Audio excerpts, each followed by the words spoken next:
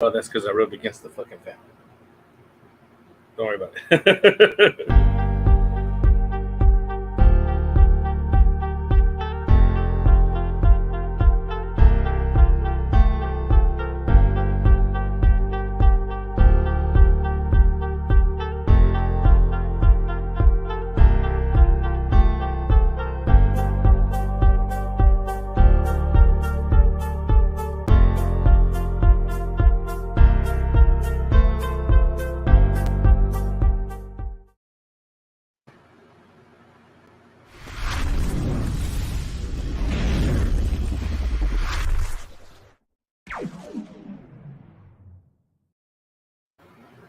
What up?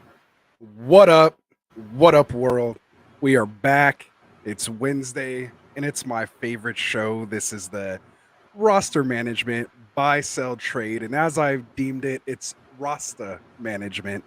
As you guys know, I'm Anthony, aka Rasta. You weren't here, man. Last week I had to change it. It's the Rasta management show now. So we're here. I'm here with my boy Frank. What's up, Frank? He's still trying to work out his camera and mic issues here. I'll get it fixed right now. We'll get it fixed. But until then, man, we're here. It's a little bit better. I'm trying to figure this shit out. You'll get it. You'll get it. But we're here, man. So what's up to everybody here in the chat, man? You guys are already popping it off. I love it. We got Marty in the house here saying he's ready for some spicy takes. He needs some running backs, so we'll definitely get into that. We got Jordan in the house. What's up, Jordan? New here to the Get Right Fantasy community.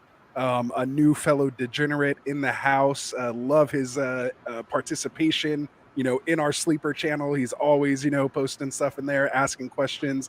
So we appreciate it, man. So welcome. And he says he lost by 60 points because he started 4 Lions players last week. He said we warned him. Oh, we did warn you, Jordan. We tried to tell you, but it's hard not to throw guys in there after they just came off like a 48-point, performance. I don't know how you go from scoring 48 or 45, I'm sorry, to 0. That was kind of tough, but we're all here with you, man. So that's what he said. He says, but this week I'll win. I have good players starting, so that's good. I'm around say Brown. I'm right there with you, bro. Yeah. So, but we try to tell you don't throw all of them in there. You don't want all your eggs in one basket. That's what we're trying to say. So. That's for sure. So we got Stranded on second with Tony Clark in the house. What up? What's good? What's good with you out there, man?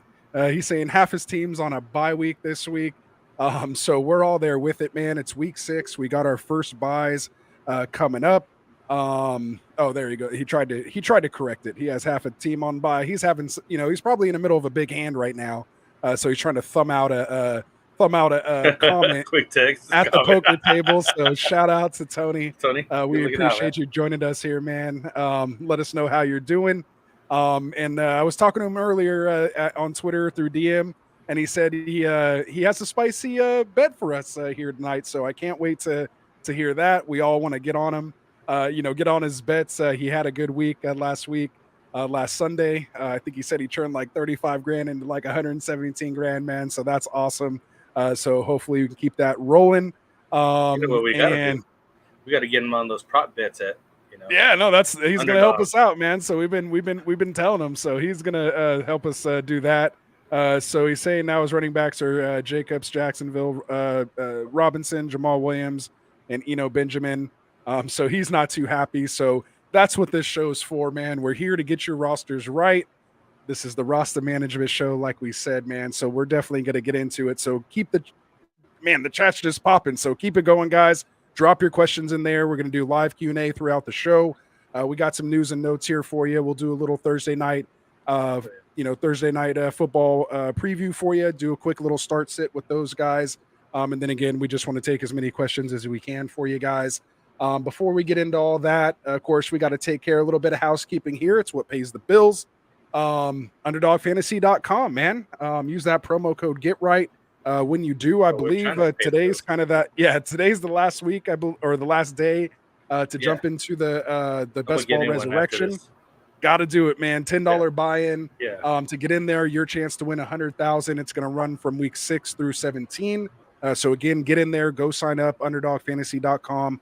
Promo code Get Right, and when you make your first deposit, they will do a 100% deposit match up to $100. And of course, if best ball's not your thing, they have your pick'ems, your rivalry picks, your over under, type stuff.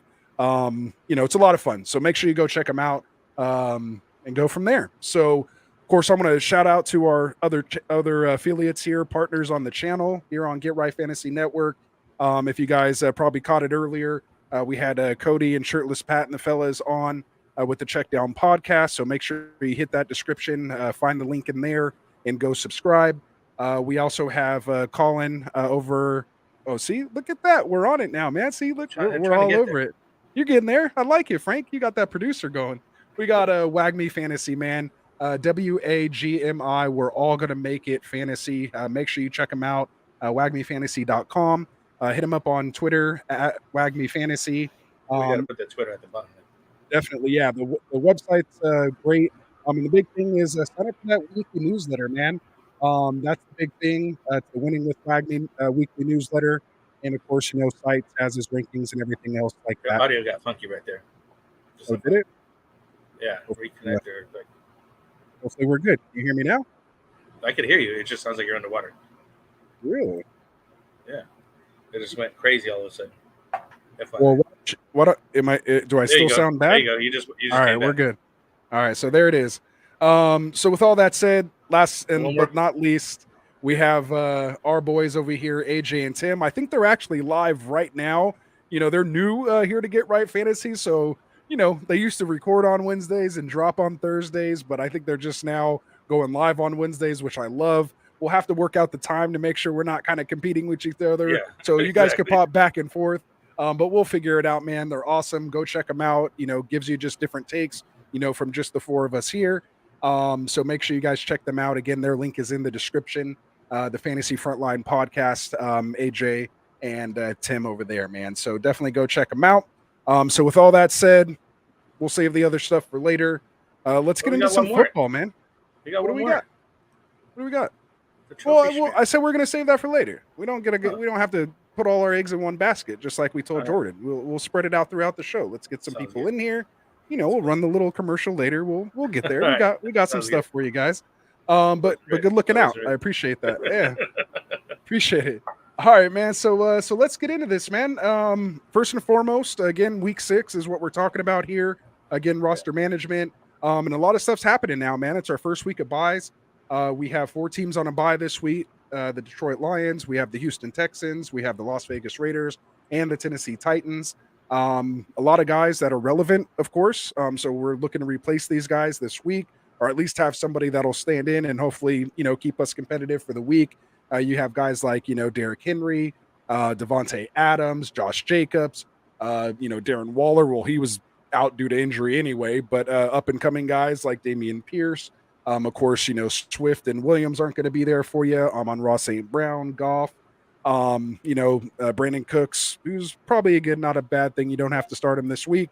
But either way, it's a lot of names that are fantasy relevant that we're going to have to replace. So we're going to, get into that kind of stuff as well, too. Oh, my phone's listening to me here, apparently. So we'll get into all that, and hopefully my phone will stop listening to me here. All right, so let's dive into the news and notes. She wants to know what's up. Exactly. So let's see here.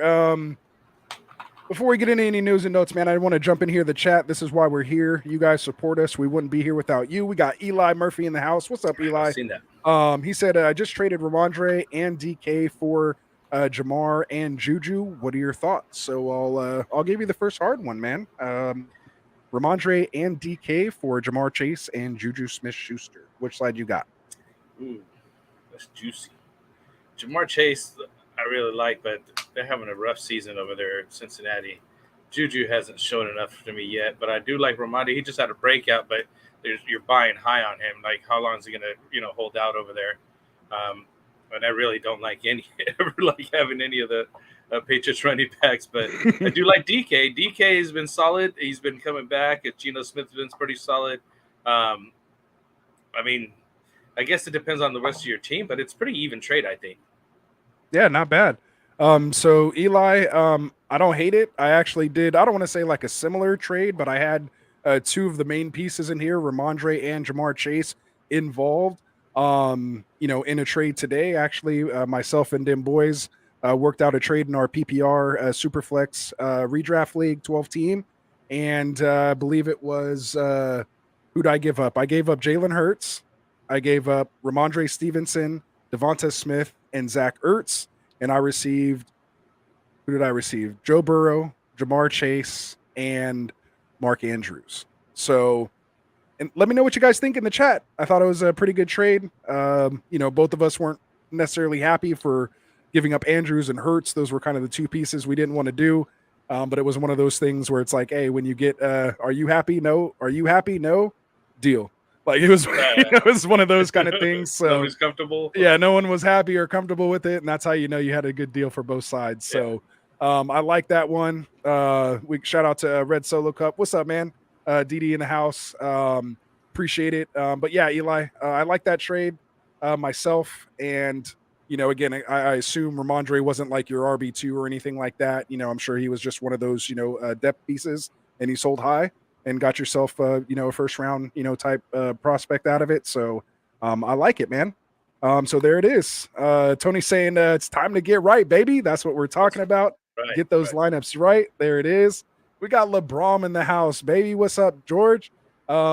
Big shout out to him here. He's always posted in the Get Right Sleeper channel as well.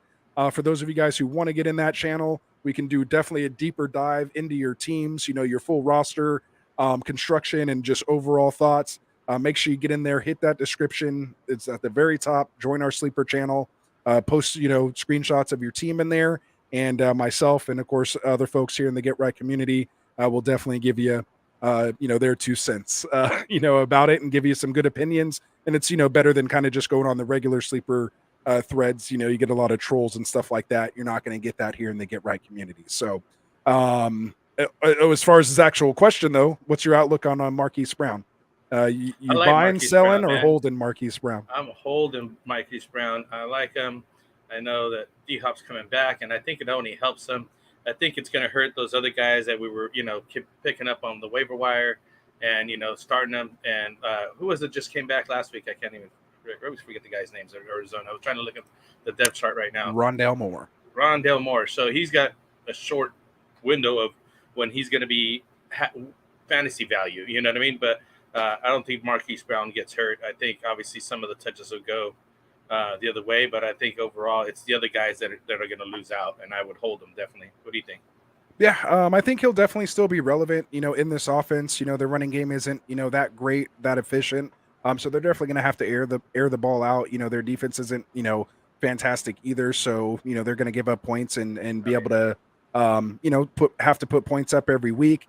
The big, of course, question mark and why Marquis, Brown Hollywood is being, talked about. What do you do with them? Hold them, sell them. What is it? Is because D-Hop's coming back from suspension. He's not coming back from injury or anything like that. Yeah. He's just coming back from suspension.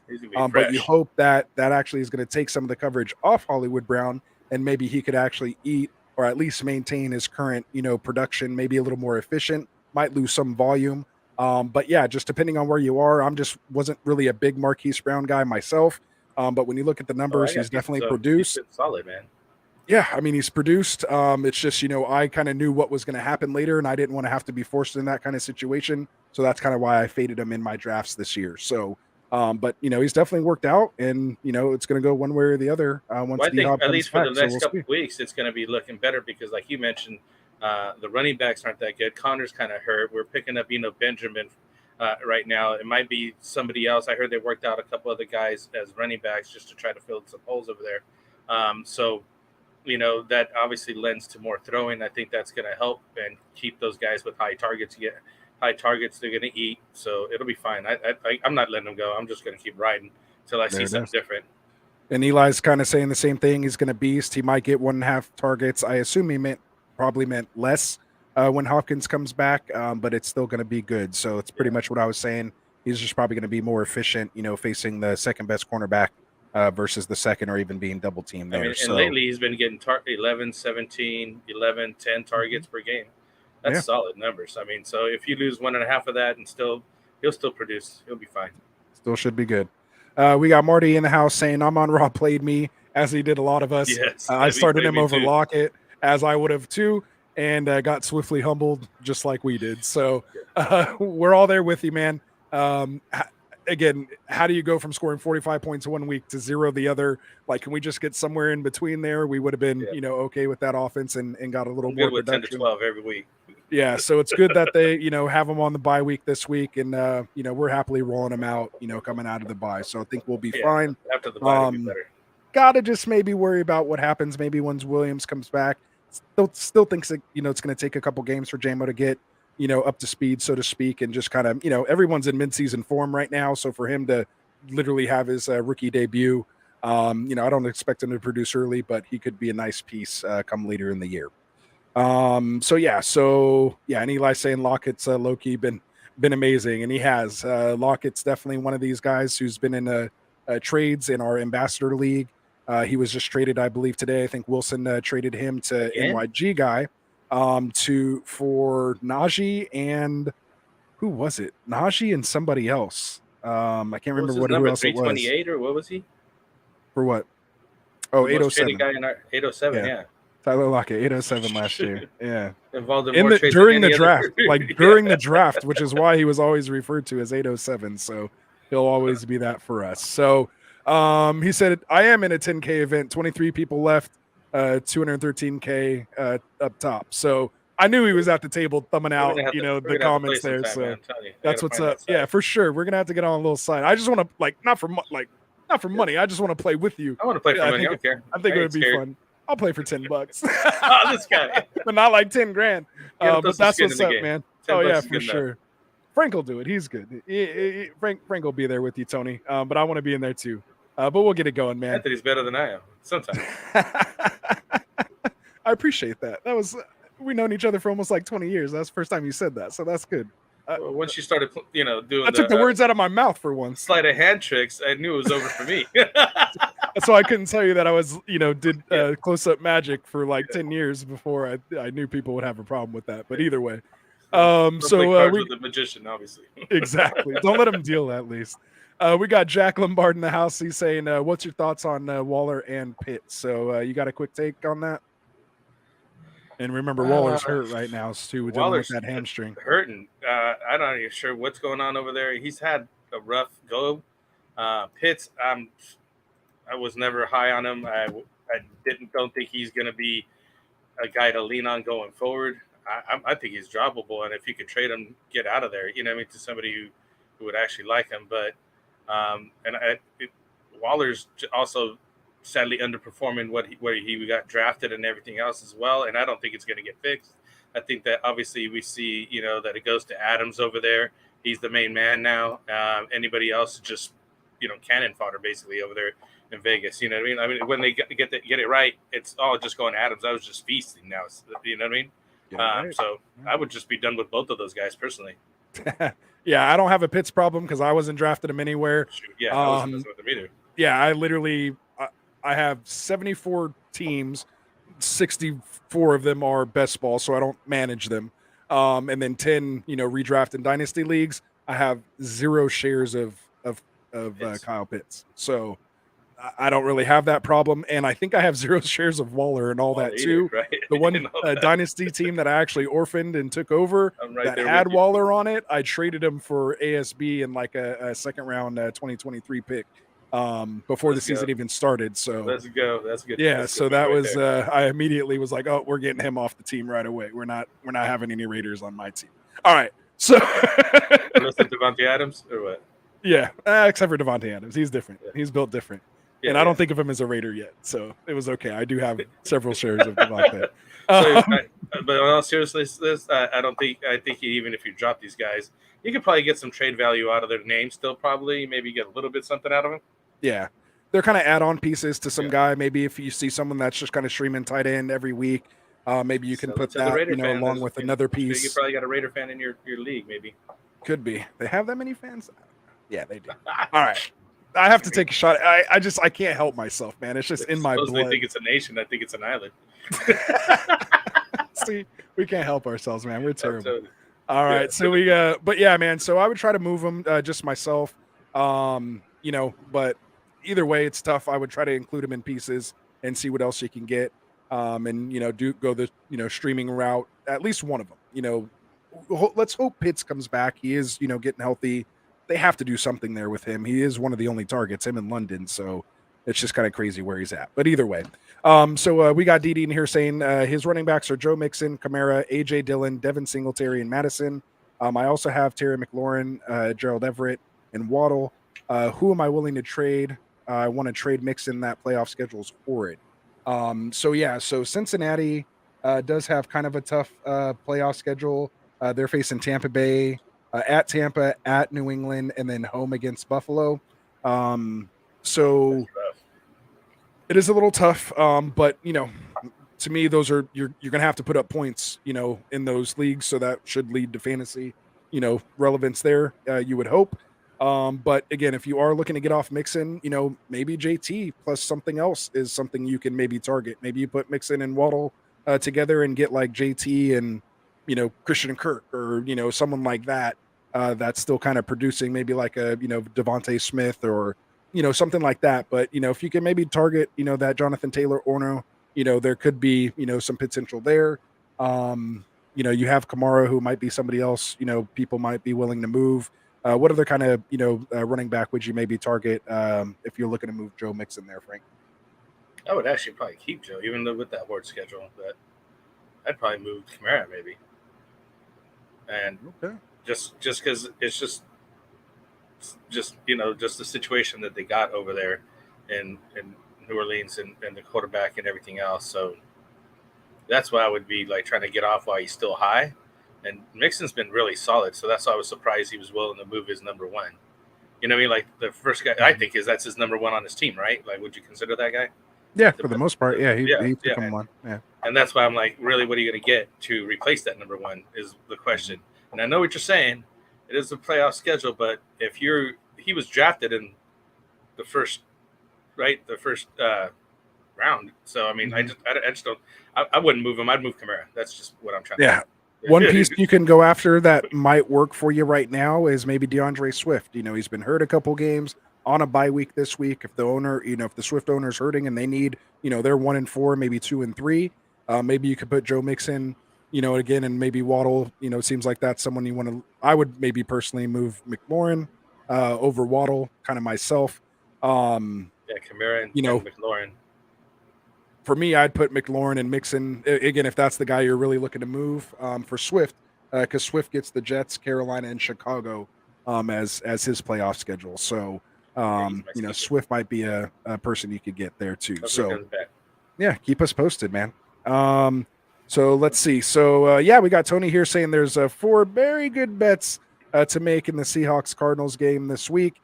It's his sports bets game of the week. So. Maybe if we're good enough, he'll give us a little insight by the end of the stream here. So, again, shout out to Tony Clark there.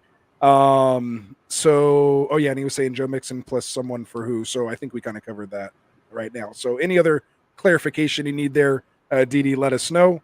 Eli responded to that other trade real quick. Just wanted to put good. No, that's good. Waller looks bad. His raw percentage is very low this year, and Pitts doesn't have any hope with Mariota throwing. So that's just his take on that Waller and what to do with Waller and Pitts. Waller's targets are like week 1, 6, 8, 5, 5, 3 receptions of 4, 6, 8, 4, 6, 3, 3. So literally 3 receptions of the last 2 weeks, and not many targets, and not doing much with it. So I mean, if you can, if you want to hold on to him, that's on you. But I mean, I would try to sell if I could. If he has a decent game coming up or he gets healthy, move on. There it is. All right. Well, hey, Tony, you set us up perfect, brother. Make sure you hit that subscribe button. If you're in here, you're not subscribed. If you're just watching the replay, you're not live with us, make sure you hit that subscribe button, because when you do, you'll have a chance to win this autographed Gabe Davis jersey. It is verified. It's looking good, as Frank's putting up there right now. So make sure if you want this jersey, you get in here for it. And like Eli said, Gabe Davis dropped 32 last week. So these are the type of guys we're giving off on this, man. So make sure you get in here, hit that subscribe button for us. Tell your friends, when you're sitting there, your coworkers, just go grab their phone. Hey, let me see your phone real quick. Can I make a quick call? Or, I left my phone somewhere. Just go on to your YouTube, hit subscribe. They won't even know, and we'll be good to go. Didi said he's 4-1, about to be 5-1, and Mixon playoff schedule. Literally Dallas, Tampa Bay, Buffalo, and someone else. Good. The difference dropping 6 points. Okay, so again, we're just kind of behind on the chats there. Yeah, especially if you're in a good spot like that, you're definitely starting to tweak your lineup and get it ready for the playoffs because you do have maybe a couple games you could play with. But again, it's still a lot of season left, so yeah, you do want to look ahead. But if you have opportunities to kind of buy guys like that, but at the same time, you still kind of want to keep your depth to make sure you still make it, into the playoffs. It would suck Oh, to did you start see what he said 4-1 about and then this miss part? it. Go ahead. The deadline on week 10, but he said I'm waiting to. But he's tried. I like this part. He's like tried for Saquon and Eckler for him. Tried Eckler. Oh yeah. Oh, and take your shots. Yeah, absolutely. Again, you're probably you maybe had a chance earlier, but Eckler just went off.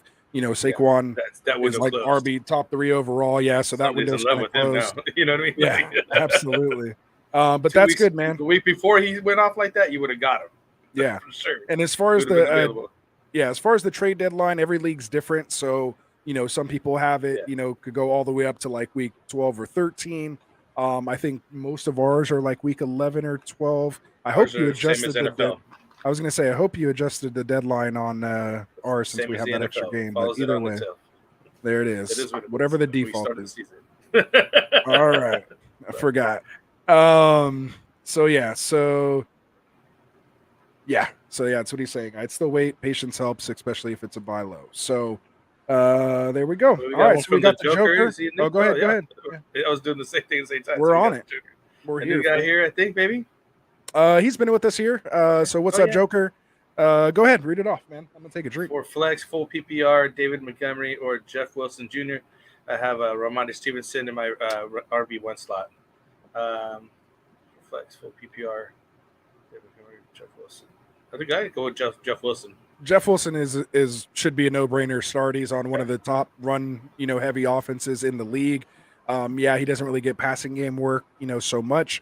But he's a decent floor play. But they're going to give him 15 to 20 touches a game. Carries. Yeah, you just hope, he gets in the end zone as well too, but he should get anywhere from 80 to 100 yards, each week.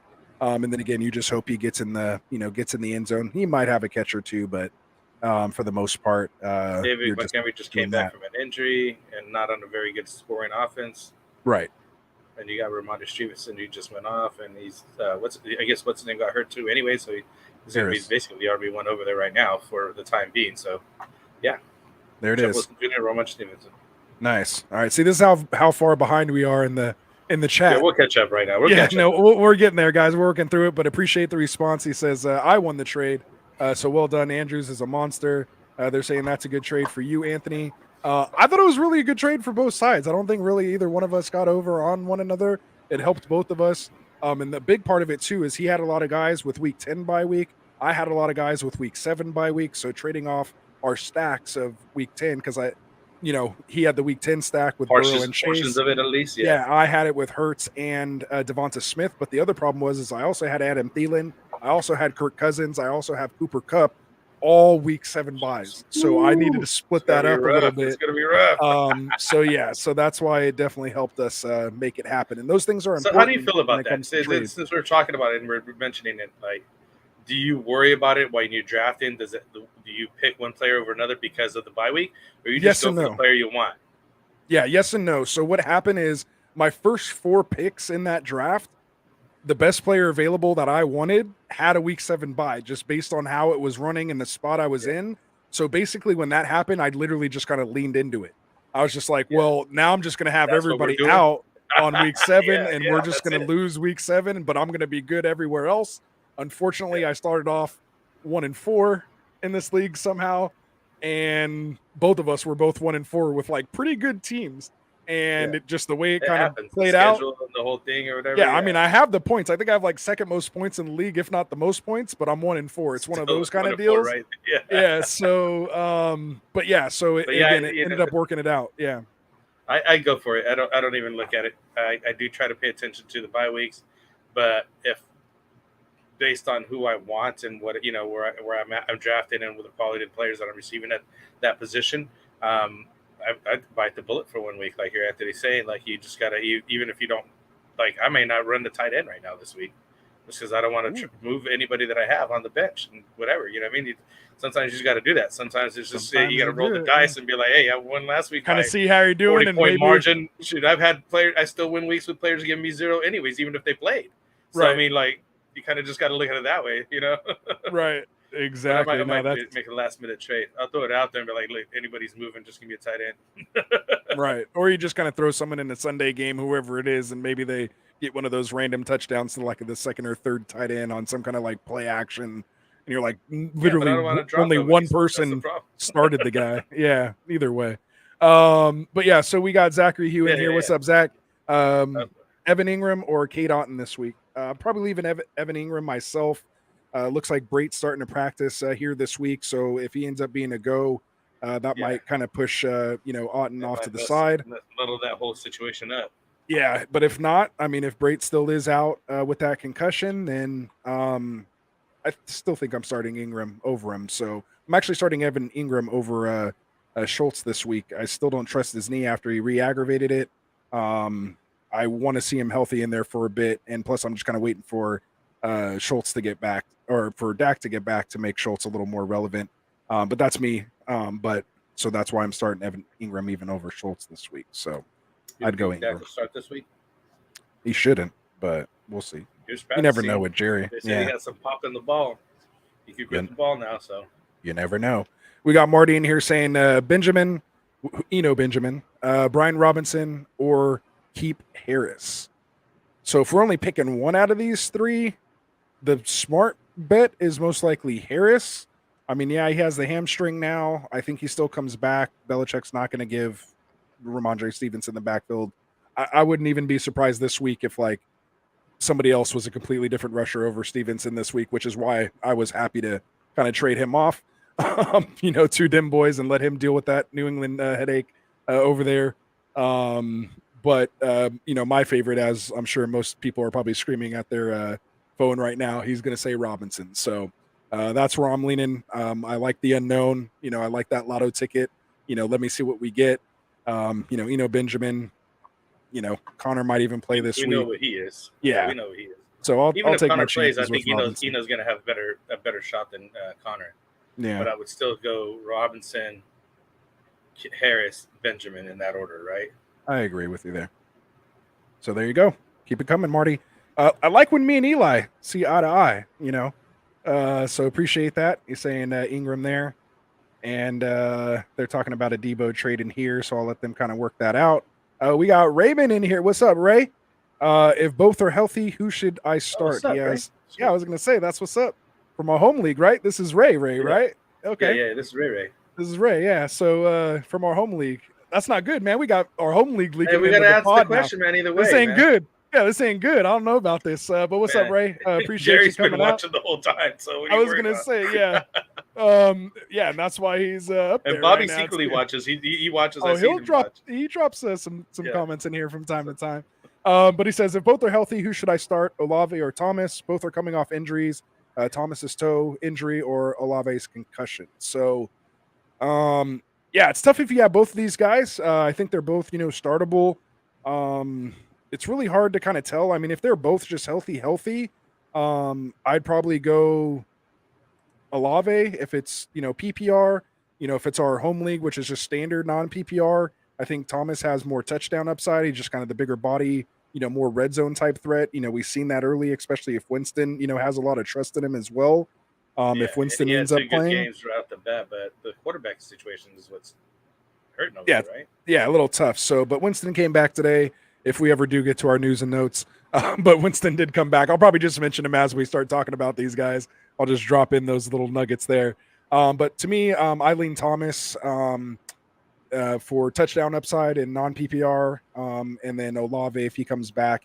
But that Olave was tough. So, they're both. I don't even think both of them may not even play this week again. But yeah, I mean, let's just hope Thomas's toe is okay. So we got Nick in here. What's up, Nick? He's saying Olave. Yeah, I didn't even get the same thing. I like Olave. I like Thomas over Olave. There you go. And he says, I doubt MT plays. I like so Thomas over Olave, but they would come back also because of this whole new situation they got with going on with the concussion. That dude may not play again because it's like after the Tua situation that they messed up on, and they're like got a new protocol where the guy gets a little bit dizzy at all, he's out, and then like he has to do this whole thing, and I think that everybody who gets banged up this year now is going to be an emphasis of probably keeping them out 2 weeks, right? Yeah. No, absolutely. Instead of that 7-day window that they had and feeling better, Yep. No, I'm there. And so yeah, that's why it's just a little tough. Neither one might play this Next week. one was saying Or maybe just but this guy's Thomas. saying I doubt Thomas plays. Yeah. Thomas plays. So Mhm. so it's all it's all up in the air. Obviously, if either one of these guys really play, so Yeah. And then we got Eli here saying he'd go Olave. He's a big fan. You want to wait a week on Thomas. So little split decision in there. So either way, should be good. We'll answer that more on the Start Sit show on Friday or even Sunday morning once we have some more information and see how they both kind of progress through practice. We definitely want to see them get back in practice. We want to hear that Olave's cleared and has a chance to play this week. So it might your decision might be made for you. You might not even have to make the decision if one's active and one's not. It all depends on who's actually active and who's not, right? Exactly. So we appreciate the question. I think later on in the year, once they're both healthy, we're going to have a serious question on our hands. Like, who do you start? And you might just be starting both. Right. Yeah, and I've done it. Like I said last year, Higgins and Chase, man, I had him in there most weeks. So we got is Mixon plus Waddle for Diggs? Absolutely. Like if you're going to try to, like if that's what you're looking to go for and you feel good with those rest of those running backs, I mean, you definitely want Diggs. I try to see if you can get a little more out of that. You want somebody like maybe Diggs and like a Brian Robinson or, Diggs and, Ken Walker. Like if you can get at least some decent running back, like in return, just like as a depth piece or, a handcuff to somebody. Back, Like, just, even if it's like an Alexander Madison, like just get some type of running back in there. Oh yeah, he did say he had Madison, huh? But yeah, you want someone like that. So that would definitely be what's up. So we got Dim Boys. What's up, Dim Boys? I'm sure you probably heard it in a minute. Yeah, I was gonna say I'm sure you probably heard it, but I dropped our trade in the beginning of the show, so I'm sure you'll go back and watch it. But we had a little kind of split, or it wasn't really split. They kind of like my side a little better, but I think it was honestly a really good trade that we had. So we had the guys from Dynasty Pylon. We asked them the question there, and they were both split. Like one liked one side and one liked the other. So yeah, exactly. That's how you know it's a good one. It just kind of it's all in the eye of the beholder, right? We got so what's up, Dim Boys? Yeah, go ahead. Read it off. I have a bunch of people on buys this week, so I have to roll with a 9 squad. My last spot is either Evan Ingram or a defense, Jags, Colts, or Pats. Who should I roll with? You could roll a defense or a tight end. Yeah, that's just like an overall flex position. That's interesting. So I was like, you could throw either Evan Ingram or a defensive team, maybe the Jags, the Colts, or the Pats. The Pats just had a nice score. Who are they playing this week? You got a good schedule on that? Jacksonville is playing Indy. Oh, Colts are playing Jacksonville, which makes that easy. And then New England's playing against Cleveland. And it all just kind of depends on scoring and stuff as well, too. But I'd rather roll it with one of the defenses over at Evan Ingram. Yeah, I think I would too. And I'm not sure what Pats. I don't play with too many leagues that have team defenses. It's either IDP now. Shout out to the Dynasty Pylon for their IDP. Or I'm like literally just streaming defenses each week, and I literally don't even care. Like ask Frank. Like each week, I just throw a new defense in there, and like I don't even really look at rankings or pay attention. I'm just like, let me go grab someone that I feel is good, and I actually do pretty good at it. So I usually always get someone that does pretty well. Couple of points at least, right? At least yeah. I'd go with the Pats. That's what I'd roll with. I'd roll with the Pats. Yeah, Pats against Cleveland. Yeah, and they're coming off a pretty good game. I probably have to agree with you there too. Obviously they just shut out Detroit. So after they just put up 45 and then just went and shut them out. So that Belichick defense still, okay, you should be able to stop Brissett. So is what it is. We got FFT AJ in the house. That probably means they ended their stream. So what's up, AJ?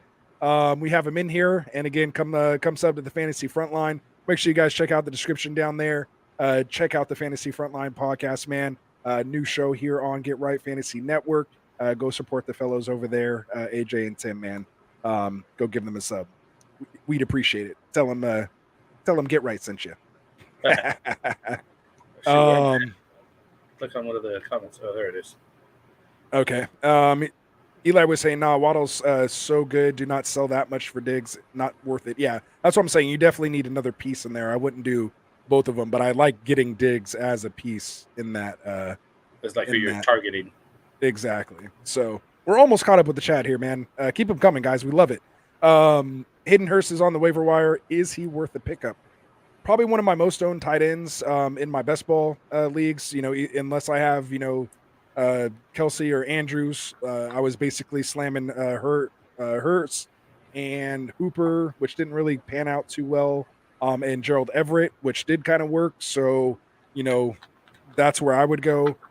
Again, if it's not a great guy, I mean, I definitely think he's one of the better tight ends you could put in there. He did score last week. He's not going to score every week, but I think he's definitely better than some of the other options, that are there. Who would you like better, Hurst or Taysom Hill, Frank? Do I even have to ask? No, I'd go Taysom. You're going Taysom, right? Of course. Yeah, for sure. All right. So there you go. Let's see. I know he's boomer bust, man, but I'll ride. Yeah. No, actually, it's funny. Dominic, my son, 14-year-old, he came up to me actually before the stream, and he was asking me he needs to pick up a tight end because he has TJ Hawkinson on a bye this week. And shout out to my son Dominic, man. He did his first team with his high school baseball team. It's his first year playing fantasy. He's been watching me, of course, for years. His first actual year playing, he got in 3 different leagues for his very first year at 14 years old. And yeah, number one, I'm not in any of them, which is crazy, but good for him. I like that he's, feels comfortable not having to play with dad. So that's cool. And then one of the teams for his baseball is actually a 16-team league. So one of his first leagues he's playing is a 16-team, and that's the team, man. And he's 4-1 in that league. I did help him with the draft a little bit, but for the most part, you're an adult over here drafting for the kids. No, I mean, I just kind of oversaw. I let him make his picks, and just kind of told him more about what you want to do in construction. But I did not pick specific players. I made him research the guys, and he knows, he watches football. So it was he put together a nice little team. Yeah, so it was pretty good. So shout out to him for being 4-1. But yeah, so we got DD here saying how many team league? If it's 12 team or more, probably yes, unless you have Andrews and Kelsey. But even then, probably so. I might have missed. Oh, he was answering Tony Clark's about Hayden Hurst. So he was responding to him there. George Landrum right here. Yeah, so let's go to George. I have Ertz, Marquis, and Connor all on the same roster. I feel like I have to trade at least one of them. If so, which one? For me, it's Marquis because I have Ertz and Connor shares everywhere. Yeah. And Connor's hurt, so he's going to be hard to value move. Out of him. Yeah, and I think Ertz, you can get the most value. Is solid, so you don't want to get rid of that solid tight end. And you can replace the wide receiver. That's the more flexible position. That's why I look at it. That's what you're looking at, right? Yeah, I mean, I look at it. We got to the same conclusion, just different paths. My thought process is he has the most value, so you can get the most in return. Without just giving someone away because you're trying to split them up. So yeah, really, I think Ertz has the most value. I think Ertz is really going to lose a lot of touchdown potential, and some is going to be affected more by the D-Hop return, even more so I think than Hollywood. All the more reason to move that guy then. Well, I just think tight end's easier replaceable. You know what I mean? You can, it's not as big of an issue on your lineup, just in my opinion. So, but yeah, so that's where I'm at, George. Keep them coming, guys. Not enough tight ends. I think you should keep Ertz. Get rid of Marquis because of that. Not as easily replaceable on the tight end side. There you go. See, that's why we have different takes. That's why it's not just me here sitting talking by myself. Yeah. Giving all this advice out. All right, we got DD in here saying scoop up Brian Robinson over Hayden Hurst. My answer is absolutely. Yes. He may bust. I mean, anybody could bust out as we've seen. But I'm taking that potential and that potential upside over Hayden again. So he's trading Marquis. His value is extremely high, but I really don't like Connor. You're in a rough spot. Yeah. See, I like when me and Eli are right here, man. Yeah. Keep it going, Eli. That's what's up. All right. So he says, you guys need to send me merchandise soon. I can represent Get Right at all my tournaments. Send me your address, Tony Clark. I will send you a Get Right T-shirt for Is sure. this guy a millionaire? He can't afford a T-shirt on our website. No, man, I'm gonna send I'm him just one gonna throw because he's that gonna out there. rep I'm just us. saying, bro. He's We gonna got you, but I'm rep saying. us. Yeah, he's gonna rep us in there, man. Sitting at Yeah. that poker I table. got no problem sending We're that gonna for get sure. people doing it, man. So hit me up. What do You need, got a my cup, a DM. sweatband? We can put the Get Right logo on all kinds of stuff. Whatever it is, man. Check out the Got a hat? getrightff.com. Yeah, let us Yeah, we know. got merchandise on there, guys. If you guys want to support us, definitely go check it out. But I got you right there. So that's free advertising right there for us. So that's well worth the cost of a shirt for us. So for sure, we'll definitely do that. Absolutely. Like, what fantasy show? I don't know that why one, I didn't think of that. Yeah, and it has a nice big. I was gonna wear mine tonight too. It has a nice big logo on the back. He wasn't here too, for that whole drafting situation when we were giving away the tees earlier in the year, anyways. Yeah, remember? He'll be here with us next offseason now that he knows about us. So that'll be cool. Sure. Yeah, so definitely trade Hollywood for another top 15 wide receiver. Look at Evans, Hollywood plus someone else for Chase or something like that. So yeah, so see, they're on my side. Hollywood is the guy to go there. That's what's up. Albert, what's up, Albert? Big shout out to Albert. Appreciate you coming in. Let's see. We got Raymond follow-up question from his Olave and Mike Thomas. Okay. Those two were Devonta Smith on the Eagles for his wide receiver too. I want to go with Thomas, but Olave has been doing hella good. Yeah, so I love Olave, man. If you don't want to have that problem anymore, man, hit me up. Send me a trade. Yeah, I was gonna say. I think I got Godwin and Mike Evans, so maybe we can just swap one of those guys, Mike Thomas for Godwin or something like that. So hopefully I know I have Mike Thomas in the other league, so I'm pretty sure that league is the one where I have both Tampa Bay guys. You got both Saints guys. Ray, hit me up, man. Send me a trade as soon as we get done with the stream. Maybe we can work something out, man. We'll go there. So. That's what's up. But as far as your question, Wednesdays, right? Yeah, exactly. So it's hard to do start sit. So we'll be able to answer the start sit, especially with these guys that have injuries. It's too hard to ask who to start, who's going to sit. So much can happen over these next couple of days. So again, that's the teaser. Come join us back here on Friday, Ray, and then again on Sunday morning. Depending on what news we get by Friday, you might have to wait till Mike's Sunday morning show. But we'll definitely get you an answer before game time here on Sunday. So but I think, make sure you stick with us. Just to answer his question, I think a lot of it all still depends on who's going to be available to play. But Devonta Smith is not a bad start, obviously, if these guys are hurt or not available. And more than likely, it's just going to be one of those guys is going to be available. So the decision is going to be made for you. So you can decide D. Smith with whoever is also starting. Absolutely. So BG, have I seen BG in here before? If I haven't, make sure you hit that subscribe button for us. Sorry it took us so long to get to your comment here, but the chat's blown up, which we appreciate, so keep it coming. We'll sit here and just do trade and just Q&A all night for you guys. All we have is just news and stuff which you guys can find on other websites and all the other stuff. Like, we're here to help you guys answer your questions, give you this live feedback. This is what we live for. So BG saying, I made a trade yesterday. I traded CMC. Ooh, this better be good. Oh wow, I literally got the chills right now. All right, so he said, I traded CMC, Mike Evans, and Kareem Hunt for Kenneth Walker, Breece Hall, and Steph Diggs in a 14-person league. What do you think? Whoa.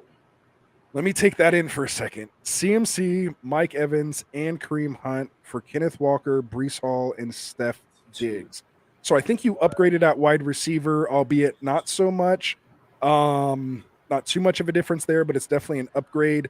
I think you definitely took like a high-end RB and then obviously just like a, flex type running back, and you turn them into two solid wide running back twos that have potentially, at least Breece we've seen, has RB1 weekly upside. Yeah. We still don't know what to expect from Walker right now. We have a lot of hope for him, yeah, there's hope. We like him. So I think it's the kind of, like, I see how you guys made this trade. It does make sense, especially for not a big CMC. Kenneth Walker, Breece is replacing CMC in some way or another, and you're getting upside because you're getting, Stephon Diggs over Mike Evans. That's how you're kind of working that out, right? Yeah, and you're attaching yourself to Josh Allen, which is never a bad thing. So yeah, it's not a bad thing to have Stephon Diggs. Yeah, right? I mean, I don't hate this trade. I'm a big CMC fan, as most of the folks in here know, BG. So to me, he's one of those kind of untouchables. He hasn't really been playing as an untouchable, but my whole argument his whole situation is going to change now that the coach has been fired, and there's somebody's it could go either way. Be like, you need to get this guy the ball, get him 30 touches, and next you know he blows out and becomes CMC of old. Not to You know what I mention, mean? if they want to try to raise that trade stock, they're going to Yeah. start feeding him and get his stats and numbers up and be like, yeah. all right. And then if he goes to the Bills, you might kind of go, oh, snap, I shouldn't have done that. But I don't know if that really happens, man. If the They NFL keep starts talking about it. They keep making talking fantasy about it. trades. I even said a fake meme that they were talking about it. They're talking about that trade. It's That crazy. might get worked out somewhere or another. We'll see, man. The Bills we'll won see. a championship. You know they won a championship. They're not trying to lose no more. Yeah. So we got Eli in here saying, I think you lost the trade. It's not too bad, but the gap between CMC and Brees is way bigger than that gap between Mike and Diggs. Yeah. Eli, get out of my head, bro. I swear I didn't even read your comment before this. Yeah, that's like literally exactly what I just said. So like we're right here tonight, bro. We're like right here tonight. But yeah, but Brees could still turn out really good and you got a little less value. So again, sometimes you have to take the little kind of short end of the stick to make the trade go through, because if not, you're just both sides might just want to just pop. their own If Kenneth Walker pops and Brees Hall continues to do what he's doing, or he gets there, you're going to be just fine. Yeah, then you'll be fine. Yeah, so, but if he doesn't pop, then whatever. Mm-hmm. But then the same thing could happen to CMC. CMC could go downhill from where he's at right now because of the coaching and everything else and blah blah. So it's could still go either way. That's it's why a good that trade worked out. That's a good trade. That's why it worked out, and you guys got it done. Absolutely. Would I do it? No, I would have done none of that. Yeah, it's tough. It's tough for me. I ain't gonna lie, I got CMC but I like right it. Now. It ain't moving him. He ain't gonna do it. You can't put it back together for me. Absolutely. Going down with the ship on that one. Yeah. All right, we got Jordan in the house here saying, I really want to grab Van Jefferson and OBJ. Who knows when they'll come back? Van Jefferson obviously going to come back hopefully sooner than OBJ. He has been out a long time right now. Obviously, A-Rob's not who we thought he was going to be, so it seems like there could be opportunities there. We saw Van Jefferson produce, in this offense, as a wide receiver 3, last year. But the Rams were firing on all cylinders last year. Obviously, Super Bowl champs, and they connected on those deep shots, him and Stafford. So, that opportunity's there. Obviously, A-Rob probably doesn't have that speed anymore. They are looking for someone who could take the top off, and maybe that will open up some stuff underneath. I think Van Jefferson is kind of a missed, piece here. And again, if they're just totally out on A-Rob and they do end up signing OBJ, we can, but there's no way in hell right now, especially going through bye weeks, that I'm grabbing a guy that's not even on an NFL team right now and wasting a roster spot or even an IR spot if they'd even allow you to put an IR spot for OBJ right now. So that's just me. Because Eli, bro. I don't just give up my seat. Eli, you come in, bro. You're me tonight. We're one. There it is. Come back, yeah. Exactly. So just wait a little bit. He's here. What's up? What's up, Fish? What's up? Shout out to the Fantasy Fish there. Mixon and Terry for Jay. That's the one I said earlier. Yeah, that's one of the ones I said earlier. Yeah, that was my first person I even thought of to go get. That might be tradable right now. So get him before they say he's for sure starting this week. So he missed practice today. News and notes. Jonathan Taylor missed practice today. OBJ could be going to Packers. Yeah, that could happen. Yeah, no, you're right. Yeah, we both saw that one at the same time. Yeah, the Rams suck. That's basically what I was saying too. So keep it going. What else do we got here? Raymond, he's saying me and you are tied for first place, but about to be our league's roster. Raider Nation is trying to up a fight this year, bro. You are, man. You're the only one who's. I think both of my losses. I'm 4-1 in both leagues. My only 2 losses are to you in each league. So is that right? Yeah, he got some squad going on over there, man. I see. He and I are putting up the points in there. So yeah, that's what he said. He's trying to put up a fight, man. You are, and you whooped my ass this week. You gave me my first loss. I got more points than both of you guys. No, I have the most points in one league and the second most points. 564. You got 560. I beat you by 5 points. No, that's what I was going to say. I'm second, so you have me by like 4 points in the other one. All right. But I'm still in first either way, so points don't matter. Look at that record.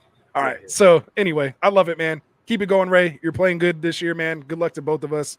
But me more, obviously, because I'm trying to win. And I want both I want both belts this year. That's my goal. Yeah. I'm taking them both down. It's going to happen. All right. So here we go. How did these guys meet? Related? Who married into the family? Who you talking about on this one? Are you talking about me and Frank? Me and Frank. Well, I'm going to answer it this way. Frank and I, we're best friends. We've known each other since. I was when I was 18, so almost like 20 years, almost to the day. like right now. Probably around there, yeah. We're almost there, hitting our little 20-year mark. But this is my boy, man. We go back a long time. And then my brother-in-law is actually Dustin. He's the other guy on the channel here. That's my brother-in-law, and he's the one who married my sister. So that's how that all got into the family there. So that's how Dustin and I are related. Rust and I literally worked 4 different jobs together, just like one back after to another. back. Yeah, kept going to the same company. 2 guys moving to this company. 2 guys moving to that company. We were the same guy on paper for about 5 years.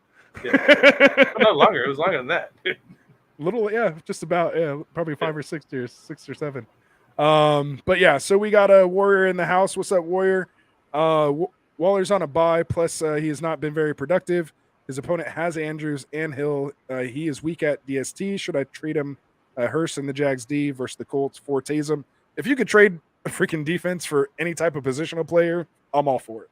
Like, definitely shoot it out there, get it done if you can.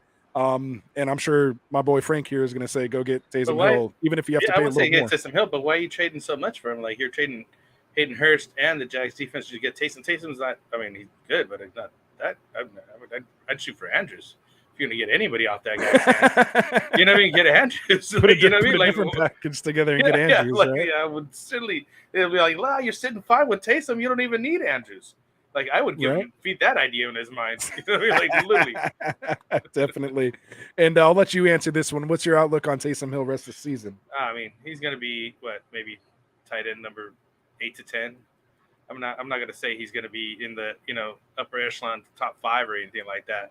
But he's going to get you some games that you're going to be more than happy with being on there, because he's going to get you those multiple touchdown games and be happy. And then he's going to give you those games where he's getting you 2 to 3 points, and you're going to be like, why did I start this guy? Or 0. And hopefully, or 0. And hopefully you have a team that could withstand those kind of, games, you know what I mean? Because you're really going for a high upside, and especially later on, But I mean, especially bye weeks are happening, things like that, those are the guys you want to have, because, like that guy's situation, as soon as he's done with the Andrews bye week, he's probably going to get rid of Taysom Hill anyways. He won't need him. He's never going to start him over Andrews. So, I mean, you got that going for, but I would shoot for Andrews and let him keep Taysom. If you can work that for sure. But yeah, I mean, if you can, definitely would. That's what Didi's saying. Definitely send that. Send that trade. And I mean, for the most part, there could be weeks where he does blow up like this. Can get you 2 touchdowns. We've seen him do it, year over year. So it's not like it was a complete fluke. He's had multi-touchdown games in the past, but it's not like it's happening every week or anything like that. But if you're looking at the waiver wire, or you're looking really at any other tight end that's not Andrews or Kelsey really, or maybe Goddard, Higbee gets a lot of targets in PPR. But if you're looking for strictly like touchdown upside, to me, he's one of the guys that has the highest percentage to score a touchdown, because that's literally what they use him for if they can get down into the goal line. So literally script plays for him. Yeah, it's literally for him to score. So, and he has the ability to run it in from 48 yards out, he has that potential. So again, it just is what it is. So Hill's a glitch. He's very good. He'll be boomer bust, but rogue tight end, that's what I'm all about. So there it is. Go get him, man. Go get it. If you can, like Anthony said, if you're going to get a defense up, who cares? You can just pick up a difference off the waiver wire and feed defenses all day, dude. You don't even have to that's what makes it get done. Yeah, and if you like him over Hurst, then cool. I mean, Hurst, again, is one of the guys I'm heavily invested in best ball. But again, it's best ball, so I don't have to worry about knowing when to start him. It's just whoever hits, out of, Everett, Hooper, or Hurst. I literally have that trio in probably about 30 different best ball leagues that I have. So I think I was thinking Taysom in mine. There you go. Like way late too. It was cheesy. Absolutely. Had to put this one in here. What's up, Jay Media? Let's go Niners, baby. Let's go. We got Stephen Joe in here. Looks like a new name to me. So if you're new to us, make sure you hit that subscribe button for us. Again, sorry we got to your comment here probably a little late. But as you can see, the chat's popping off for us. But we are getting through them all, man. This is what we do. We'll definitely get to your questions. So we appreciate you hanging around. We got Steven in here saying, who should I start, Dobbins or McLaurin in half PPR? I'd go with Dobbins. I'm there with you. So Dobbins around on this one. And, it is, I understand your hesitation and why you're asking. He went from, playing a good amount of snaps and had good production, obviously 2 touchdowns in that first game. He kind of came back, and then they kind of dialed the snaps down, last week. So you do have to kind of keep your eye on that. Also, you got to worry about Gus Bus coming back later, but that's not so much as far as this week, where that's going to be affected. There's really no other running backs on that roster they really like, especially with Justice Hill. I believe is either on IR or he's just hurt right now, not practicing. Who could kind of be more like a 3-down back for him, or the 3rd down back. But yeah, so for the most part, to make a long story longer, I guess J.K. Dobbins, at least this week, in half PPR for me. I'll take that floor. Go ahead. Go ahead. I'm like, I need some water. I've been talking too much. Saying McLaurin, Logan Thomas, and the good wide receiver 3 isn't playing. So that's Jahan Dotson that I think he's referring to. Wow, it's our first time we kind of disagreed on this one, huh? Yeah. But he's saying they're not playing. Yeah, so Logan Thomas is out. He's been ruled out already. Jahan Dotson's been ruled out already here for the Thursday night game. And he's thinking McLaurin. So McLaurin's going to be the only guy. They are playing against Chicago. He'll probably have a good game. It all just depends on which Carson Wentz is going to show up, tonight. Are we talking about the guy that can go for, 3-something and, 360 and 4 touchdowns? Or is this the guy going for 240 and 1 touchdown and 2 picks? So, we'll see. Yeah. But he's saying, he should get great volume. So we came back around. We met there. We got there a little bit different path that time, but yeah. So with Dobbins still. There it is. Yeah, I'm still. Yeah, I'm still. You're not selling me. What's up, Bradley Richard? It's 2 first names or 2 last names. What's going on here? Kyler, Eckler, Damian Pierce, Dylan, Chase, Keenan, Hawkinson, Algier, Eno Smith, Dubes, Ayuk, Etienne, Boone, Gallup, and I offered Kyler, Keenan, and Algier for Burrow and St. Brown. Thoughts? Okay. So this is a whole thing here. I don't like that as much. I like the Kyler, Keenan, Algier side. Personally, I'd stick with what you have. I mean, maybe if you can swing. I mean, again, it just depends on your feelings on Kyler. I mean, he is going to get D-Hop back. They're starting to get his weapons back. D-Hop, more. Hollywood Brown, he finally has his trio. Ertz is looking good. He's looking pretty decent. It's, it's hard to watch, but he ends up, still putting up points at the end. There's been a couple slow starts there. He has 7 points heading into the third quarter, but then, ends up turning it around. Literally, we're saying that. It's crazy. Yeah. This guy doesn't score until three quarters through the third quarter and on. That's it. They're waiting for everybody else to get a lead and be like, okay, let me crush you. Exactly. So for me personally on this one, I'd stick with what you have. Unless you can maybe add another piece, into that Burrow and St. Brown, area, maybe some type of lotto ticket, handcuff running back, another little piece to make it happen. I mean, you do have the depth, you have a lot of stuff. Yeah. But for me personally, I mean, again, I see if you're maybe trying to, split up Keenan and Eckler and stack Burrow with Chase, I see what you're trying to do there. And again, as long as you feel comfortable with it, ultimately that's, all that really matters is if that's what you want. I don't think you're getting, hung out or hung over or anything. And I don't, I'll shoot trades like this, as well too, if I'm targeting, 2 guys that I want. So yeah, I think just tired of Keenan Allen been hurt and right. Algier's coming in hot. So I wouldn't do it though. I mean, Algier is still part of a bad kind of offense and, Cordell is going to be coming back. So it's not like a Walker situation where Penny's out for the year. Cordell Patterson is going to come back off IR. It really just depends on how, Algier produces. He had, I think he gets, we just play the Falcons? No, I think we're playing the Falcons this week. So we're playing the Falcons this week.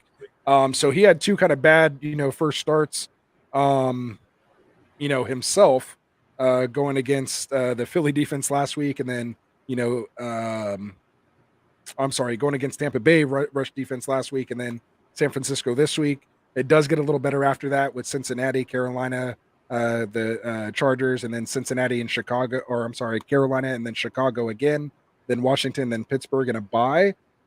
So, it all just kind of really depends, but I think Keenan Allen's still that dude. He's attached to Herbert. And I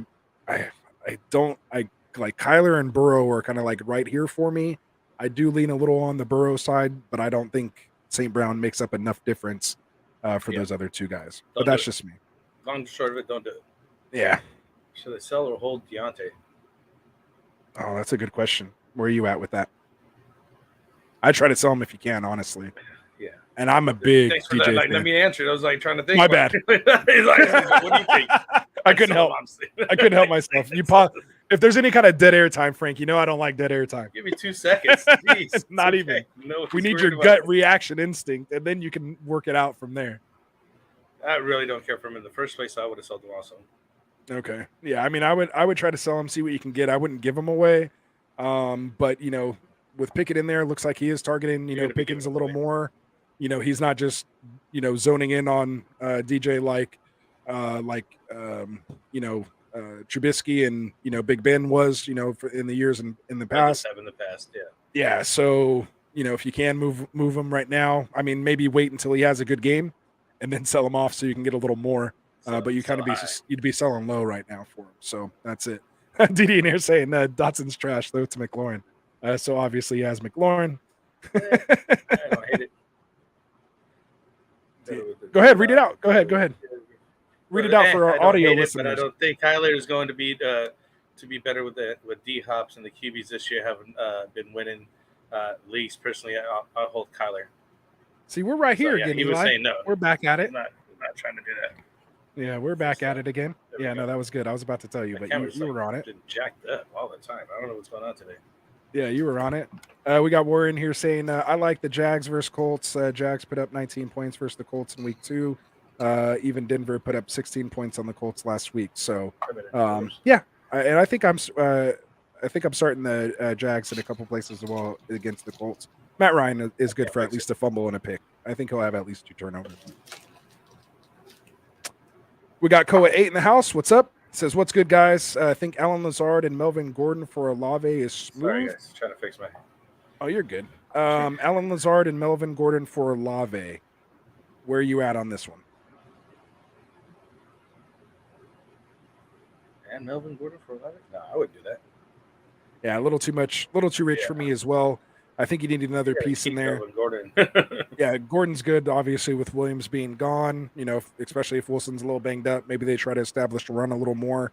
Alan Lazard, he's doing decent. So, he's in there. He's an easy flex play, maybe wide receiver 3 easily for me with, wide receiver 2 weekly upside and maybe, wide receiver 1. But I think he's more, has good, weekly potential of, top 15 to 20.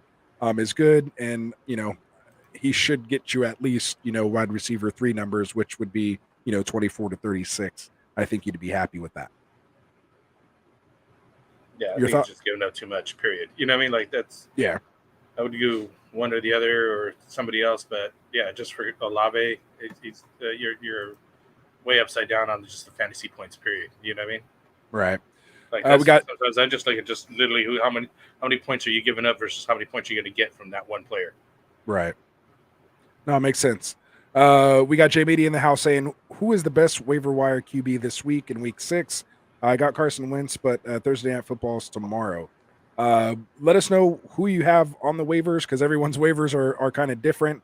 If it's one QB, there might be guys out there like Trevor Lawrence who might do, okay there against the Colts. Obviously, if Geno Smith is there, which is what Eli's saying, and I read that one this time. I did read that one this time, Eli. So yeah, definitely Geno if he's there. Shout out to this. DD said almost caught up in the chat. He said we're not even close. That scares me. Oh no, he's all not even close. So who knows? So he probably wrote that like 10 minutes. Oh yeah, they just went like crazy. Oh yeah, so we went off. We're not even close. But keep them coming, guys. Hey, we're an hour in just doing Q&A, man. So we'll get here and hopefully get you guys all done before we get out of here and get your questions answered. So keep them coming. We'll try to speed it up a bit. I will. If Frank has to go, he's turning into a pumpkin, as you guys can see here. So, literally, this is so big. It's like crazy. See how I did that? That was good. That was funny. That was good. That's funny. But yeah, we appreciate you sticking it out here, DD, man. At that point, there was like so many when we said that earlier. Absolutely. I thought we were close. We are kind of getting close. I see the 20K bet on Seattle. Plus, so here we go. Over Arizona and 15K on the over of the 50.5 points. Going to drop another 10K on Geno Smith over 230.5 yards. Ooh. Dang. There it is. So 20K on right Seattle plus 3 over Arizona. So he's taking the Seattle bet there. Division game, which is tough. And then 15K on the over, 15.5 points. So he thinks it's just going to be a shootout here. And another 10K on Gino over 230.5. So I'd have to bring those up if you want to check kind of what Gino's recent numbers were on I'll that. check it right now. But that's good stuff, man. I'm gonna have to take a screenshot of this. Where are we at? The one He's like, one I'm hour saving this and part of 10-minute mark.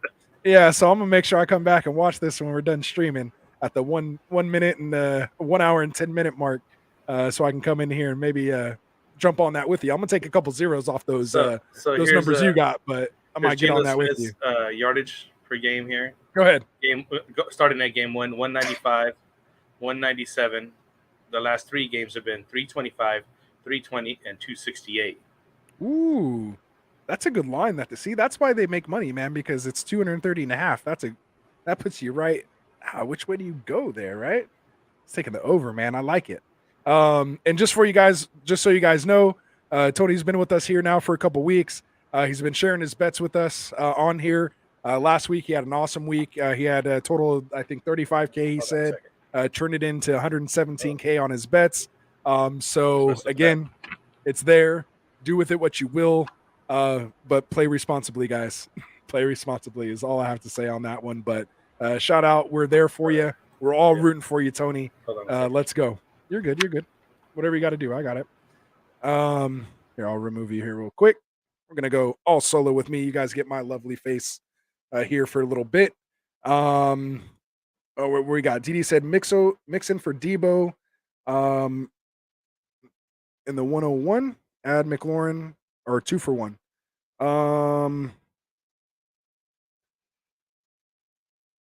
I mean, if you can get it for the 1 for 1 for sure, try that first. And then if you feel like you need to add it for Debo, as a Niners fan, I haven't really been, going after Debo as much. I mean, with Jimmy back, we could see him, return to that form, with Trey Lance. I wasn't quite sure, how he would produce. So I kind of faded him this year, not to mention the price you had to pay for Debo this year. I actually got him last year in round 7. So I was one of those ones where everyone was drafting Ayuk and I went Debo Samuel because it was better value later. And this year I did the total opposite. Everyone's drafting Debo early, so I took Ayuk later, just because again it was better value, and I still got to piece that offense. So if you want to, man, again, if you're really dying to move Mixon there, and you feel Debo's good, he should give you a decent floor. I mean, he's coming off not that great of a game, but again, it's what makes you happy, man. It's how you feel about your roster, and again, it's never set in stone. So you can always move, Debo later. If he has a big breakout game, you can package him up and, get somewhere else later. Keep trading up. I'm sure somebody's going to take Debo. So yeah, so keep trading up. So what else do we got here? Eli saying no, you only do Debo for Mixon. McLaurin is too much. So yeah, for the most part. I mean, yeah, and you shouldn't usually, unless it's like full PPR, maybe, but for the most part, running back's going to have more value, let alone an RB1 like that, a top, drafted top 5 guy, second round, at worst. You should be able to have that upper hand in the negotiation. Just don't seem too desperate that you're trying to unload Mixon, and you should be able to make that happen. So there it is. Bradley Richard, trade Keenan Allen or hold, and if so, who to target? Go ahead. I'll let you take that one. Well, Keenan Allen's been hurt this whole year. Who you target though is the hard part, because I mean, I don't know how much you're going to get back for him, but I would say Marquis Brown is somebody I would target like that, because I think he's going to hold his value. I mean, the other people were talking about what we're going to do with him. That's about where you're going to get somebody, because I know Keenan Allen was a little bit higher than that, but obviously being hurt and not showing anything this year, it's kind of scary for anybody to really take him on. You know what I mean? Mm-hmm. So I think that's what I'd go for. Yeah. For me, I'm personally a hold when it comes to Keenan Allen. I like the guy. I think he has rapport with Herbert. He's part of an offense that, they go for it on 4th down. They run, plays. They have a good offense. They have other weapons, so you can't just take Keenan Allen out of the game himself. So for me personally, I'm going to hold. But if you are looking to trade him, you're going to have to probably put something else with him and kind of make it like an added piece. And you're going to probably have to take on a little bit of risk from someone else. But like if you could maybe, put Allen and, together and maybe get, a package for, I mean, it really all depends too. Like Bradley, let me know if you're like looking to, kind of replace Keenan Allen like as another receiver. Or are you kind of weak at, running back right now? Or do you make a push, for one of the tight ends? If whoever drafted, probably not going to get Kelsey after a 4 touchdown game, but maybe you can go look at Andrews and see if you can, put a package of Allen and, some other pieces together to get, Andrews, so that you can gain that tight end, positional advantage. If not, I'd rather hold on to Keenan Allen. We've seen he can produce, especially in a PPR.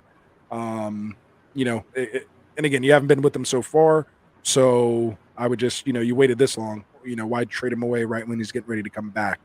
Unless you think he's totally just going to fall off a cliff or get hurt again. So, which could very well happen. So, but yeah, keep us posted. Give us a little more info on that. Some teams that you might see that could benefit from Allen. Let us know who they have. What players they might be willing to move, and we can get back to that probably in like 20 minutes based on where we are in the chat. But drop it in there and we'll get to it for sure. So we got George in here saying, who should I trade Marquis for? I have Kirk, who I've been starting over Marquis the past few weeks. So that's not bad.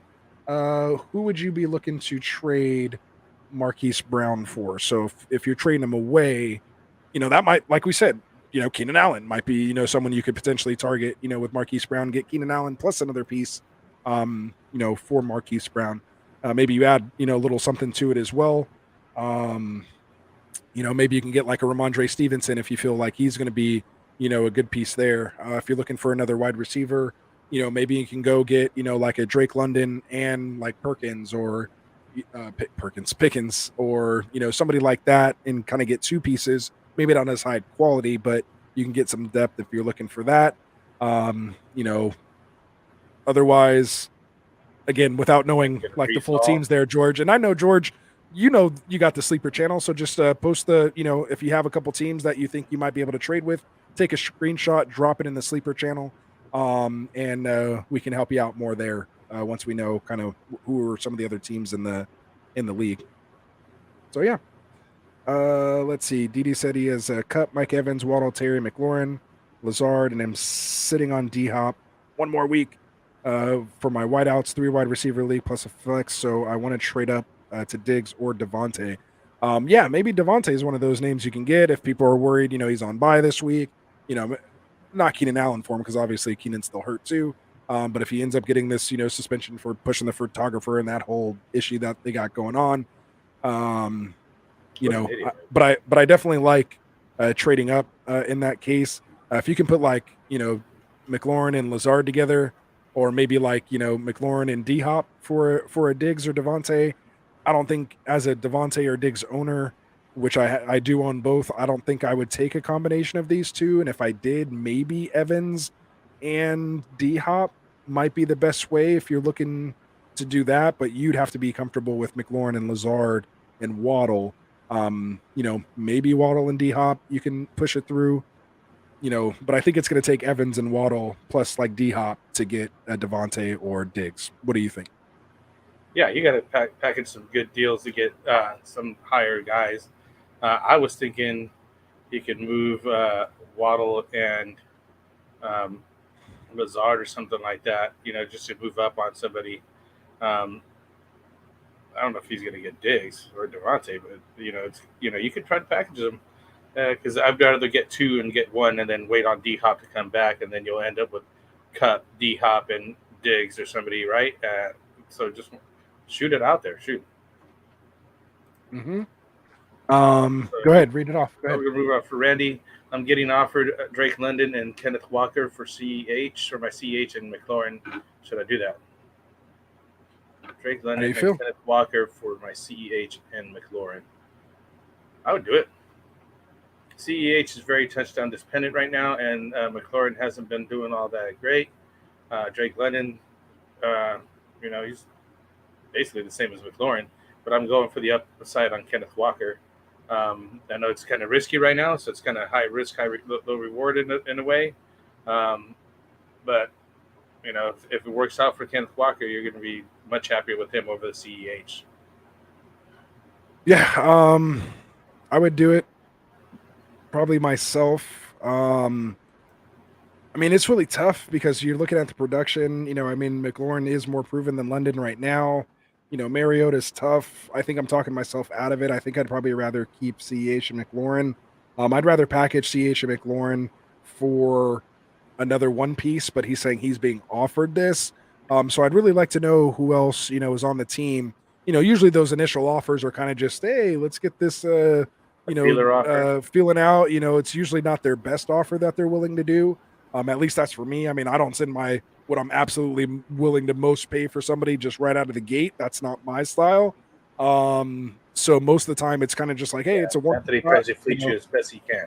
Not fleece you. I don't want to just put my best offer on the table right away, man. That's just sales 101, right? Yeah, if you get price first. You can fleece them with that first offer. It's good. Yeah, I don't even want them to accept the first offer. I just want them to send me the first initial offer. I just want to say, I'm interested in these guys. I think it's a decent trade. What is it worth for you? It's just you're going into the question mark of Kenneth Walker. What is he going to be? Yeah, Walker and London. I mean, we still don't quite know. You're winning on the London side over McLaurin. I honestly do. Okay, fair enough. I like it. And I just like that they're fantasy points, and London has more fantasy points so far. Well, there you go then. See, is what it is. All right, we'll keep it. Or Debo,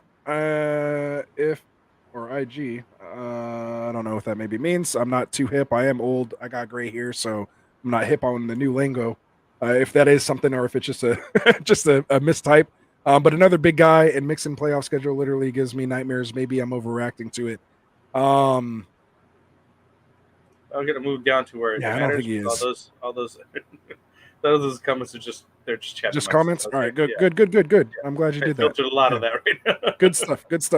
All right, so we got George here. I've been offered Gabe Davis for Marquis a lot. Should I? Absolutely. Oh yeah, if you're gonna get Gabe Davis, absolutely, Gabe Davis, dude. And you know why? This is why. Yeah. Get Gabe Davis, baby. He's a Get Right Fantasy favorite over here. We're all in love with the guy. He popped off this week, as we know. Of the season. We're giving away this jersey, man. As soon as we hit 600 subs, we're almost there. So help us get there, guys. Shout out from the rooftops. Have people come in and subscribe to us so we can give it away. We got another jersey right after that we're going to give away when we hit 700. But help us hit that 600 mark here first and get your Gabe Davis jersey. So I would do it for sure. You know what Davis's value is going to be. He doesn't have any other factors coming in there. So let's and Marquis get it done for CMC or a top RB. Oh, if you can do that, I would rather do the other one. Honestly, I'd rather do the other one. Keep Fournette and Gabe Davis. Like I'd rather have Fournette and Gabe Davis versus not having Fournette and Hollywood and just have CMC. So it would also probably depend on who your other running back is, but for me, I'd rather do the Gabe Davis for Hollywood Brown straight up. I wouldn't mind that trade at all. He just got a trade offer. Oh, let's go. Go ahead, read it. Someone just sent me a trade offer. They want Waddle, and they are offering me Walker and Marquise Brown. All right, where are you at on that one? Go for it, man. Get that running back and a Marquise Brown that's right close to Waddle, if not better right now. Waddle's out right now, wasn't he? Didn't he get hurt too? He has a little groin issue that he's kind of dealing with, but he played through it this week. Tua's not right now. Is he back? When's he coming back? One more week? Yeah, probably. Yeah, he's kind of starting to go through practice, but I think they've already ruled him out this week. We got the same worry with Marquise Brown and the whole D-Hop coming back, blah, blah. I just like the fact that you're going to get. He's still going to be relevant, but you're going to get 2 for 1. You're getting Walker. You're getting a running back. You're getting still a decent wide receiver for Waddle. Which is another decent wide receiver. I mean, you're tossing coins between those guys. I'm doing that one. For sure. You end up with another guy. There it is. I think the next one he's talking to Eli on that one. Yeah. There's a lot of inside there talking. Said, so, Loki, if you need a running back, I don't mind the Marquis and Kenneth Walker trade, but I wouldn't force it. I think Waddle has more upside if you want a more bulky guy. So Eli's definitely a Waddle fan here. We all have our guys, that we like, that, is what it is. So don't you dare trade Hollywood for Gabe Davis. So he's not feeling it. Yeah. I have to stay on brand here. I personally would myself, but like I told you guys, I don't have many shares of Hollywood Brown. He just wasn't someone I was targeting this year, but I was targeting the hell out of out of Gabe Davis. I wanted a piece of that Josh Allen offense. Sure, what's going on with this one? Warrior Loft? Have we seen enough from Russell Wilson in the Broncos offense this year? Plus, Russell Wilson's lat is injured. Is he droppable? Lamar is my QB. Russell Wilson is his backup. So in one QB leagues, I'm not even really a fan of holding two quarterbacks in the first place, or even drafting two quarterbacks. Yeah, I mean, I can see how maybe I can see how you maybe want to do it with Lamar, considering, he didn't finish out the year last year. He is a running quarterback that could just kind of get tackled and rolled up on, either way. But I really like Lamar coming into this year. He bulked up. He wanted to, get his body, stronger to be able to take, a little more of a beating, so that he could finish out the year. And man, he's looked freaking fantastic so far this year. A little down game, in there, but for the most part, he's on point. He's going to be even better once he gets Bateman back. That connection with Andrews is on point. Duvernay's, starting to make some noise as well too. If he can be a viable wide receiver too, they're getting J.K. Dobbins back. But I know the question was more about Russell Wilson. In this case, he is potentially droppable. I would probably go to, you're not really going to get any trade value for him. So, if you need to open up a spot this week, I would, just do it. If you do need to drop somebody, he would be someone who is worth dropping. I don't think anyone's going to just go run out and grab Wilson right now. Yeah. Unless they're in a terrible, QB situation. The only person that might go get Russell Wilson would be the Stafford owner. Yeah. But, maybe like if there's a Matt Ryan owner or something like that. But yeah. Whiffed on the quarterback period. Exactly. But Fantasy Fish saying if you're going to drop him, wait until after Jackson bye.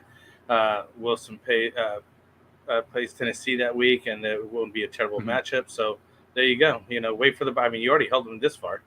Unless you need to get somebody else, and that's the reason why you're trying to drop him or whatever. But basically, he is droppable. So if that's the answer. Answers anything. You know what I mean? Like, and then Eli doesn't agree with this. Wouldn't drop Russ. Plus, he's at his where he can only get better. Yeah. So, but that's what I mean. Yeah, I mean, if you really need to, don't drop Russ now. Come on, he's droppable. I mean, if you really need to, like, again, if you don't need to, don't just drop him to drop him, but it just depends on who you're dropping him for. Like, if you need to make room because you got guys on bye week and he's your only droppable asset because you're not dropping your other guys who are starting normally, and you have those other guys from your bench filling in those other spots, and you literally need to get somebody for that week, then yeah, he's droppable. Otherwise, like, I don't think you just need to open up a spot to open up a spot.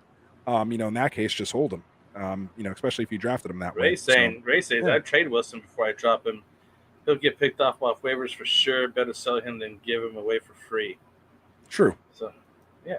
I just don't know who's buying Wilson right now. Yeah, that's the thing. Yeah, that's buying? The problem. I'm not buying.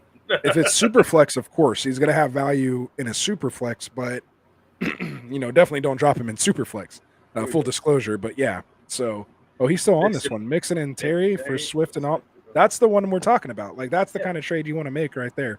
I don't like getting both guys on the same team like that, but again, you can still part those guys out. Which is rough right now because they're both out, but whatever.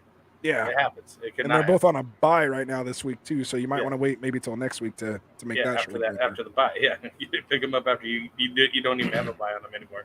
Yeah. But if you, like I said, if you could just do Mixon for Swift straight up, do that. Or add like a little less valuable, receiver on there and do a 2-for-1. Oh, they just Swift owner also has JT, LOL time for Swift, and another raw first though. I think he meant to say his phone corrected him. Amon-Ra. Yeah, it's supposed to be Amon-Ra first. But yeah, I mean, I don't hate that package at all. And I would rather probably have Swift at the moment over JT, but don't hold me to that one. What up, Drunk Squidward? Absolutely. Squidward in the house. Ooh, that's how you know it's getting late if Drunk Squidward's getting in here. Yeah, if you joined in, you know we're late. Where are you at again, Drunk Squidward? Where you live at, man? You East Coast? Are you are you not even in our continent? I can't remember if you might be in Australia. I believe George is in Australia. Yeah. He was in here earlier, so shout out. Let's get a roll call, man. Where you guys all from? We don't have to get specific. Don't drop your address, but yeah, let us know where you guys are from. Exactly.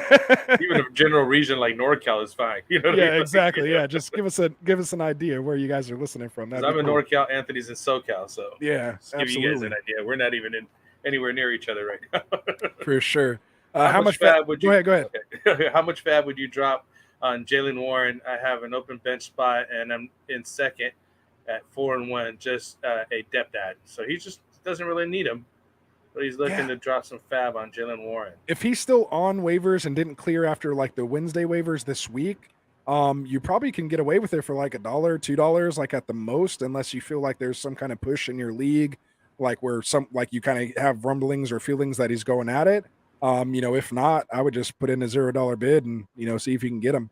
If you're running waivers every day like that. So I have a couple leagues where they run fab waivers every night, not just the first night of the week. So yeah, and he's a good guy. He's a good piece to add to your depth, and he's been getting a little bit more touches and whatnot.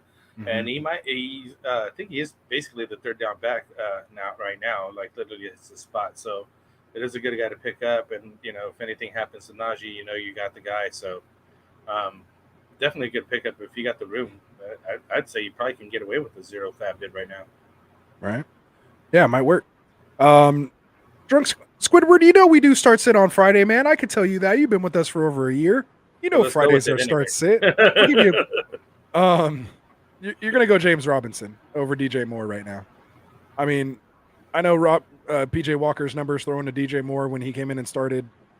They were okay, decent, but I'm definitely rolling James Robinson over Moore this week. So There you go. What about you? I'm thinking the same thing. He's also saying what up. Yeah, that's what's up. Gotta love it, man. It's part of the community, man. Get right community is what's what. I'm trying to get to something that's relevant here. So as you, they're talking about Tony's bets in there. Didi's worried that Tony might be down a little bit this week. Might lose some of those winnings from last week. So we'll see what happens. Oh, go ahead. I could sit here and talk like Anthony. I can talk football all night. This helps during a bowling poker tournament. Yeah, especially if you get a fold. You got a fold. Hey, you got time to wait while your hand goes by. Shoot. Yeah, see, we're helping save you money right now, too. Yeah. You don't get antsy feeling like you need to play a hand because you're sitting here hanging out with us. Yeah. That's what's up. That's what's up. A hands only. Right? See, and that's, you guys should see on my phone, my name's Anthony. You guys probably know my last name, but it starts with the A. And, I'm pretty sure it's on Twitter anyway. Anthony Aniasco. Yeah. But my background on my phone is Pocket Aces, AA. So that's what's up. I'll have to show you guys that one time. But yeah, go ahead. What else we got? Should I play Ryan Tony Pollard? Here. What's up, Ryan? I don't know if is he a new guy? Might be new. What's up, Ryan? Make sure you hit that subscribe button for us if you're even still here. We told you we try to get to your questions here. Should I play Tony Pollard or Brian Robinson this week? Ooh, that's a tough call. I would shoot my dice with Brian Robinson. The reason being is Philly's got a good D. There's the reason why they're 5-0 or 6-0. What is it? 5-0, 5-0, 6-0? And Dallas's defense is good. It's gonna be a tough game. I don't think it's gonna be a shootout as most people think because both are good defenses. Like it's seriously, we have very good quarterback pressure and whatnot. I think it might be a low scoring game versus some of the other guys that where you put in Bills and KC where you get a high scoring game type situation. You know what I mean? So I would roll with dice with Brian Robinson. Because I don't know if Tony Pollard's getting enough touches and enough looks there to the goal line to. Well, he ran a 57-yarder the other day, so. Yeah, that's what I mean. I mean, Tony Pollard, he can hit his head on the goalpost anytime. Yeah. So it's kind of boom or bust. I mean, Zeke is definitely the guy there still. We just think Brian Robinson's going to get more looks, and he's going to be the number one, hopefully, over there. I want to hear that he's going to get more than 20 snaps, though. Like, if they're still talking about limited snaps and this kind of thing, like, I don't think he's just going to come out and get 20 carries this week. So I'm actually kind of, it really is tough because, like you said, Tony Pollard's going up against that, that Philly D, so maybe his running style being a little quicker, maybe trying to get to the edge and outside might be a little better, matchup, but I'd maybe roll my dice with Brian Robinson. Maybe they try to feature him, here on a Thursday night game.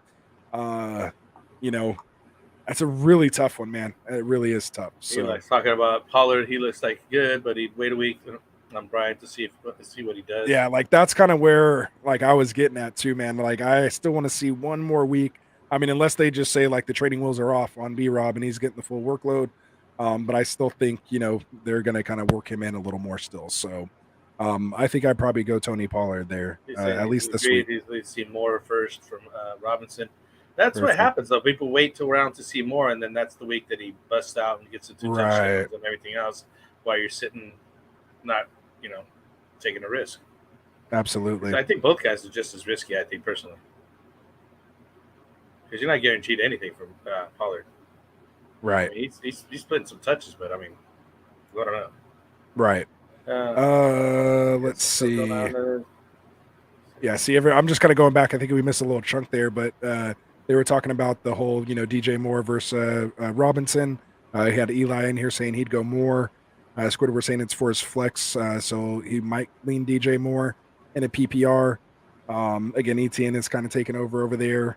But yeah, either way, it's kind of gross and really just kind of depends on what he's looking for. And yeah, he's saying if he needs ceiling, then I agree with Fish. I'd go Moore in that case. If he needs ceiling, Robinson's more of a depth piece. So yeah, and agreed. Yeah, Baker does suck, but yeah. Our Classic Mike, I'm stating Taysom Hill at tight end this week. He's starting Taysom Hill. There you go. So that's for Classic Mike and Frank even too here. So Frank's been pounding that Taysom Hill since the beginning. We made a gentleman's bet on it beginning of the year. Kyle Pitts, that Taysom Hill would outscore Kyle Pitts, and he's winning that bet right now by far. That was crazy. Like, they were all like, what are you talking about? I've already conceded the bet. Like, I thought I was going to blow him out of the water. Like, I didn't think there was any chance. Oh, here we go. Happen. This is what we were waiting for. Oh, they're starting to roll call in there? Yeah. Look, there we go. West Coast. Okay. He's West Coast. So you're on Lace then. He's on our time. In Georgia, Ryan in North Carolina. We know There Ray's in Cali. Absolutely. Seattle. Oh, okay. Got some Utah in here. Utah, that's what's up. See, that's how you know we're best friends. The Braves in the playoffs. There you go. Fantasy Fish grew up in California. Okay. Richie, Florida, home of the but in Vegas most of the year. Oh, okay. So he's from Florida, but most of the time he spent his time in Vegas. Yeah. I think he says he travels like 10 months out of the year, man, playing poker all over. So yeah, we should have did that when we were trying to do that. Remember? You know what I'm saying? Yeah. Oh, I've been telling Tony, man. That's we're trying to be fantasy guys. Dude, that was my dream, man. I thought I was going to be the youngest person to win the World Series of poker. You remember those days? Then he had kids and all that. Yeah, kids and all that happened. Yeah, and there went my buy-in. He's doing a pound. What is that after that? He's giving a pound. What is that? Oh, they probably getting something going on there. Let's see. I saw another question in here that we missed. Can we get a cheers? Can we get a beer emoji? Is there a beer emoji? There probably is. Did we get to this one here? Online poker, and you could give somebody a beer. Oh yeah, Waddle and McLaurin for Chase. Would you do that? Waddle I want to ask Eli for Chase. Are you on the Chase side? Oh, he said if he takes it, and we know Eli's a big Waddle fan, so if he takes it, great. But you may need to give a little more, even. So that's interesting. Anyway, that was the one question we kind of missed there, so I want to make sure we went back to that. Sorry. No, you're good. You're good. No, yeah. Know where I'm at. No, that was awesome. Yeah, I'm just kind of going through here. This week, okay. Yeah, if we missed your questions, if we missed your question, you dropped a question before the roll call, just drop it again. We won't get mad at you for spamming the chat. Just drop it again if we missed it, so we don't have to scroll back up. So. Oh, perfect. So he posted it in there. And like we said, man, if we happen to not get to your question or something like that, or you want a little more detail, make sure you go hit up the Sleeper channel, man. Do your screenshot just like he did there, and like George did, and we can even go into longer conversations on there. So cool. Are we almost close, man? Are we almost close here? I don't know, but he's talking about a champ right here. There's the champ. Represented the 209. There it is. Gitz, what's up, man? So he says, I know it's a lot, but if I give you my roster, can you tell what trades I should look at? I'm 1-4. So the answer is he's yes. The perfect guy. Yes. But what you want to do is hit the description of this video. On the very top, it says join our Sleeper private Sleeper channel.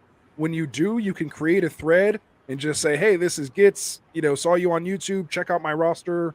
And then in the comments of that thread, once you create it, you can upload a screenshot of your roster and then, send me maybe a couple of your other teammates' rosters that you feel like have some pieces you want that would match up. And then we can definitely get into a longer conversation versus trying to do that here on the stream. So that's what that's for. It's a little bit more complicated. Definitely want to help you with it though. So so Ndidi saying, hey, drop the roster and they'll hook you up. So we absolutely will. just go join our channel there, and it's free. Doesn't cost anything in there. It's not like a Discord or Patreon.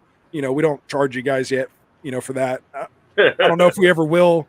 Just help us. If you like what we have, man. Again, Anthony get loves people to it, man. subscribe. He doesn't care. Yeah, I used to do this on Sleeper before I even started the channel, Yeah. dude. I was in those chats answering people's questions. Trust me, when we start getting paid, we're just gonna spend all day doing this. That's all we're gonna do, man. So yeah, you can help us out if you like what we're doing here, man. Use that promo code GetRight if you guys go on Underdog. That helps us. You can go on our website and buy merch from us, t-shirts, hats, stuff like that. That helps us out.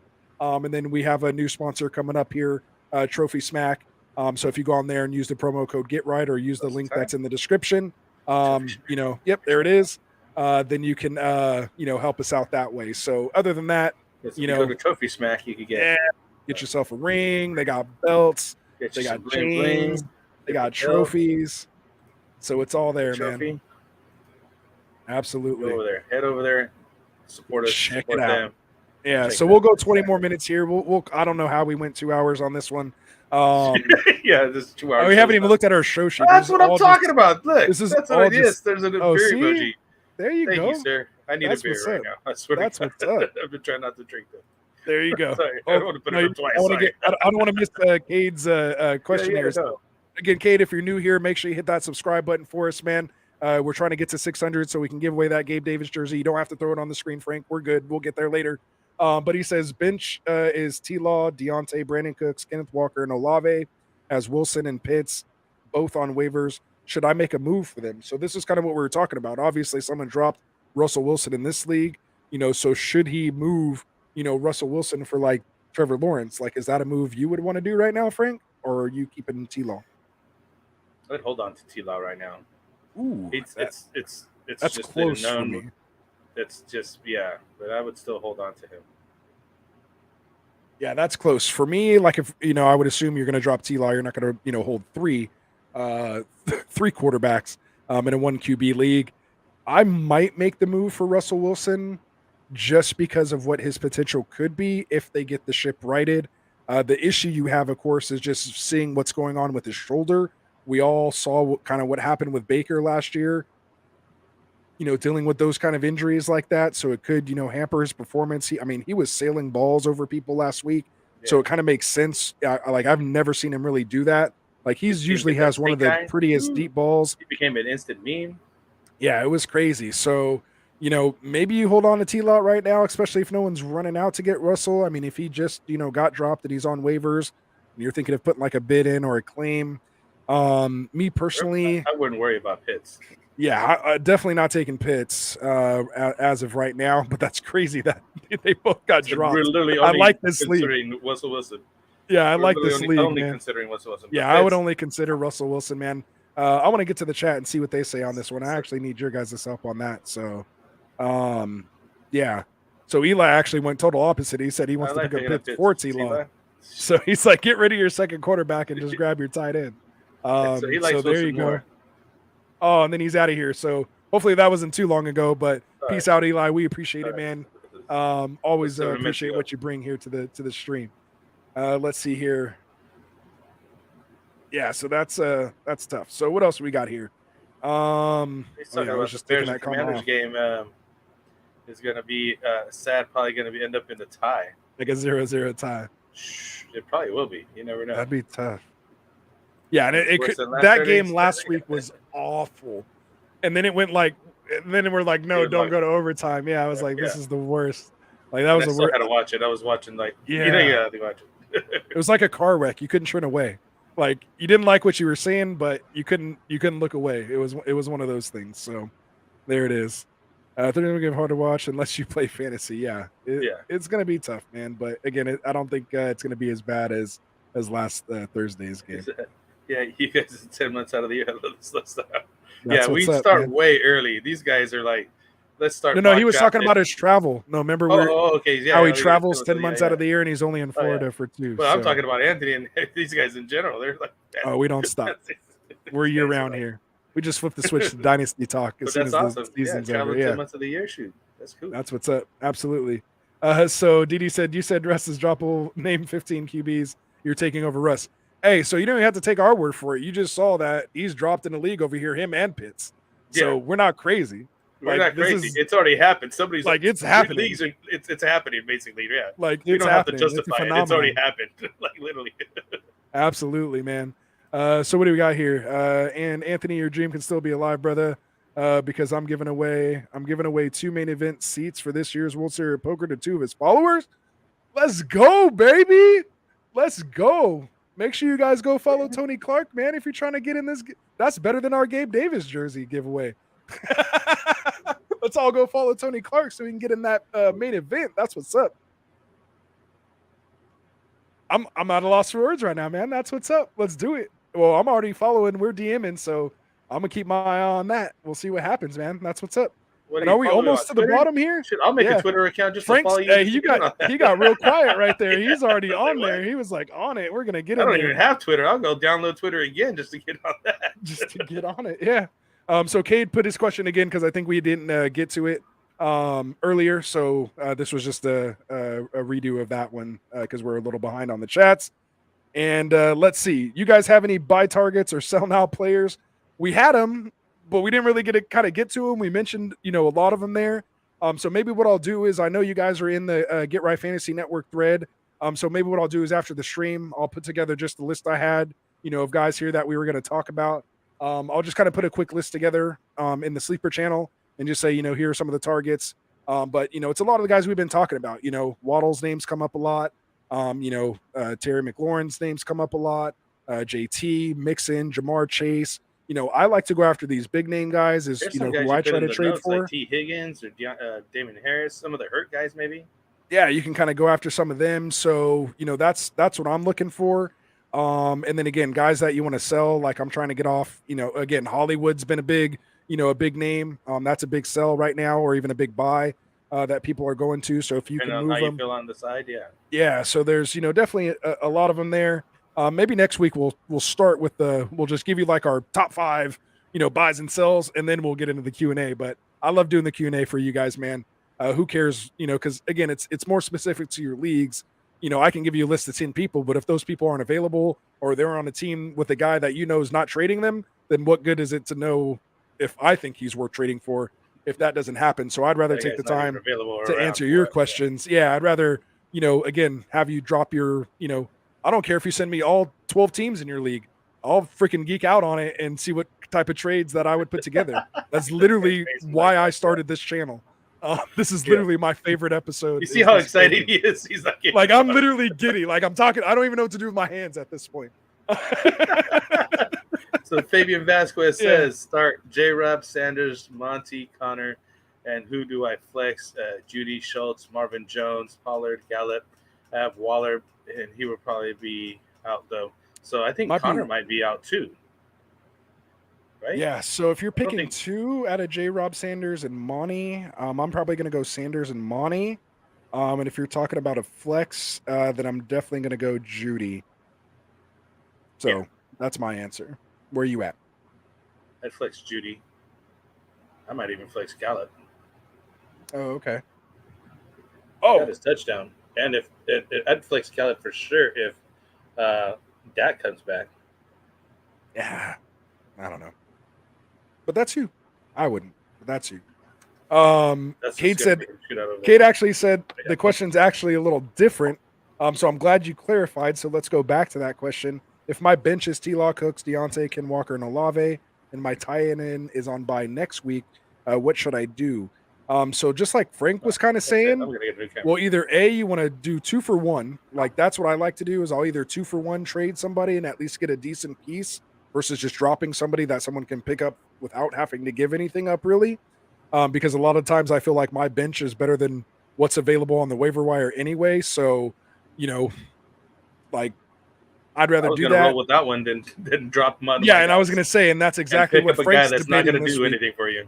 Yeah, so Frank's debating because again, sometimes guys get you 0 anyway. So again, unless your league is one of those leagues where you have to start a valid lineup, there's literally nobody out there for me to get anyway. So there's no reason for me to you got to take. To try to maybe get 2 or 3 points or even a 0 anyway, and risk dropping somebody that has value. So if you can't pull off a trade between now and Sunday to open up that roster spot, if the rest of your team is good enough, then you can do it. Otherwise, to me, unless you're again in a league where people really, carry two QBs, and this is a one QB league, I mean, I'd hate to drop Ty Law for like a 1 week tight end rental, but ultimately, he would be the first one I would drop out of any of these other guys, just because they're position players and you already have your starting quarterback. I would just drop my backup, quarterback and just hope he's there or somebody else equivalent is there that you can pick up next week once you can drop that tight end. So that's just my opinion. So, yeah. Would y'all trade Terry McLaurin and Gerald Everett for TB12? Have Jackson, but no backup. That's kind of just going against what we were just saying. I'm not a real big fan of holding two QBs. I know some people do. But again, especially if you have like a Hurts or a Lamar Jackson, it might be a good thing. Now I know if Dustin was here, he would tell you the total opposite. He's ran into bad luck, having Dak, the year he went out for the year. And so like ever since that happened and, ruined an opportunity for him, I think he was on like a 4-year winning streak in that league. And then he lost Dak and lost in one of his leagues. So that's all from all then, he will never not have two QBs on his roster anymore. So again, really just kind of depends on your league. Some leagues it's kind of just like these are the communal quarterbacks. Anybody can use these guys. Like we all kind of agree, not collusion, but it's just kind of all like an unwritten rule that you just have your one quarterback and the other ones are there, when you need it for a bye week. And it's kind of just like, hey, you use them and then you put them back. My leagues are doing less and less of that though. There's a league that they're always backing up somebody. Everybody's getting backed up, and I'm like, really? Like you can't just leave those guys out there just to like everybody, like Anthony says, just trade them in and out when you need them on a buy. Yeah.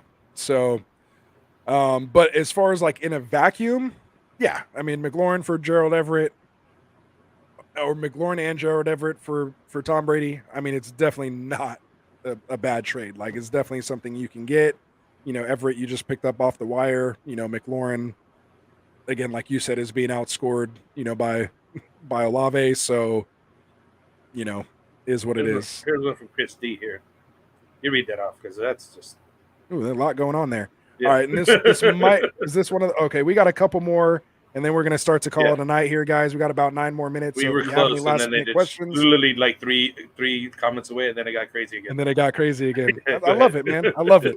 All right, so Chris in here. What's up, Chris? If you're new to the channel, make sure you hit that subscribe button for us. We are doing a Gabe Davis jersey giveaway when we hit 600 subscribers, so tell your friends as well, too. And get in here, and we'll answer this question for you. So he says, I'm 4-1. Half PPR, 12-man league. I love people who set up their questions like this. So well done. Make any moves or keep the depth at QB, or keep the depth. So his QB is Hurts. His running backs are JT, Saquon, Ramondre, J-Rob, and Madison.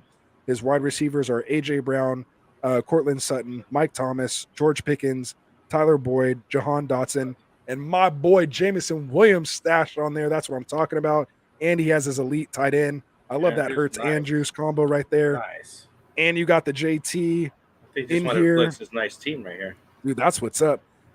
He obviously had the 101 because he went Saquon and then or he went JT and probably got Saquon and Andrews on the turn. Right. And then he went, I don't know how he still got AJ Brown either in a 12-man league in that, like in the 4th. And then, he got Hurts probably in the 6th. And probably went Sutton. I don't know how you got AJ Brown and Sutton along with JT and Saquon. But you know how much we drafted. Getting Hurts and Andrews. That's what I'm saying. Yeah, like I don't know how you even. I mean, maybe he's made some trades or something in there too. But this is a good team. I like what you did here. But yeah, so as far as I would not be moving, man. Yeah, I mean, if you want to try to make some trades here, I mean, maybe you can trade off Ramondre. Maybe put Ramondre and J-Rob right now. And put a package together to maybe get a nice RB3 is maybe the only suggestion I would have in this. Otherwise I like the Madison handcuff. Again, Ramondre is still good as your RB3. A better wide receiver, another higher wide receiver in Boyd and Dotson. Yeah, maybe there's some Pickens, folks or even Pickens and Michael Thomas that's hurt a little bit right now, but still you got value on that guy. You can move him right now to get somebody, but I like Thomas. So, someone I would maybe go after, and kind of to answer Drunk Squidward's question earlier too. Maybe you can get Godwin. Right now, I think he's being moved. He would be a piece that I would be interested in to add to this team. If you can move like a Pickens and a Ramondre for We'll get you a like Gabe Godwin Davis. and something else. If you can add a Gabe Davis to this, Go get that you a would be Gabe good too. And I think those are possible. With what you have, and then you have like Jameson Williams here coming off the bench. Potentially here in a couple weeks, and he could just be elite. Like I don't know if people like it's been like out of sight, out of mind. I'm sure all you degenerates know Jameson Williams. You guys who watch college, him. I mean, this dude's 6'2".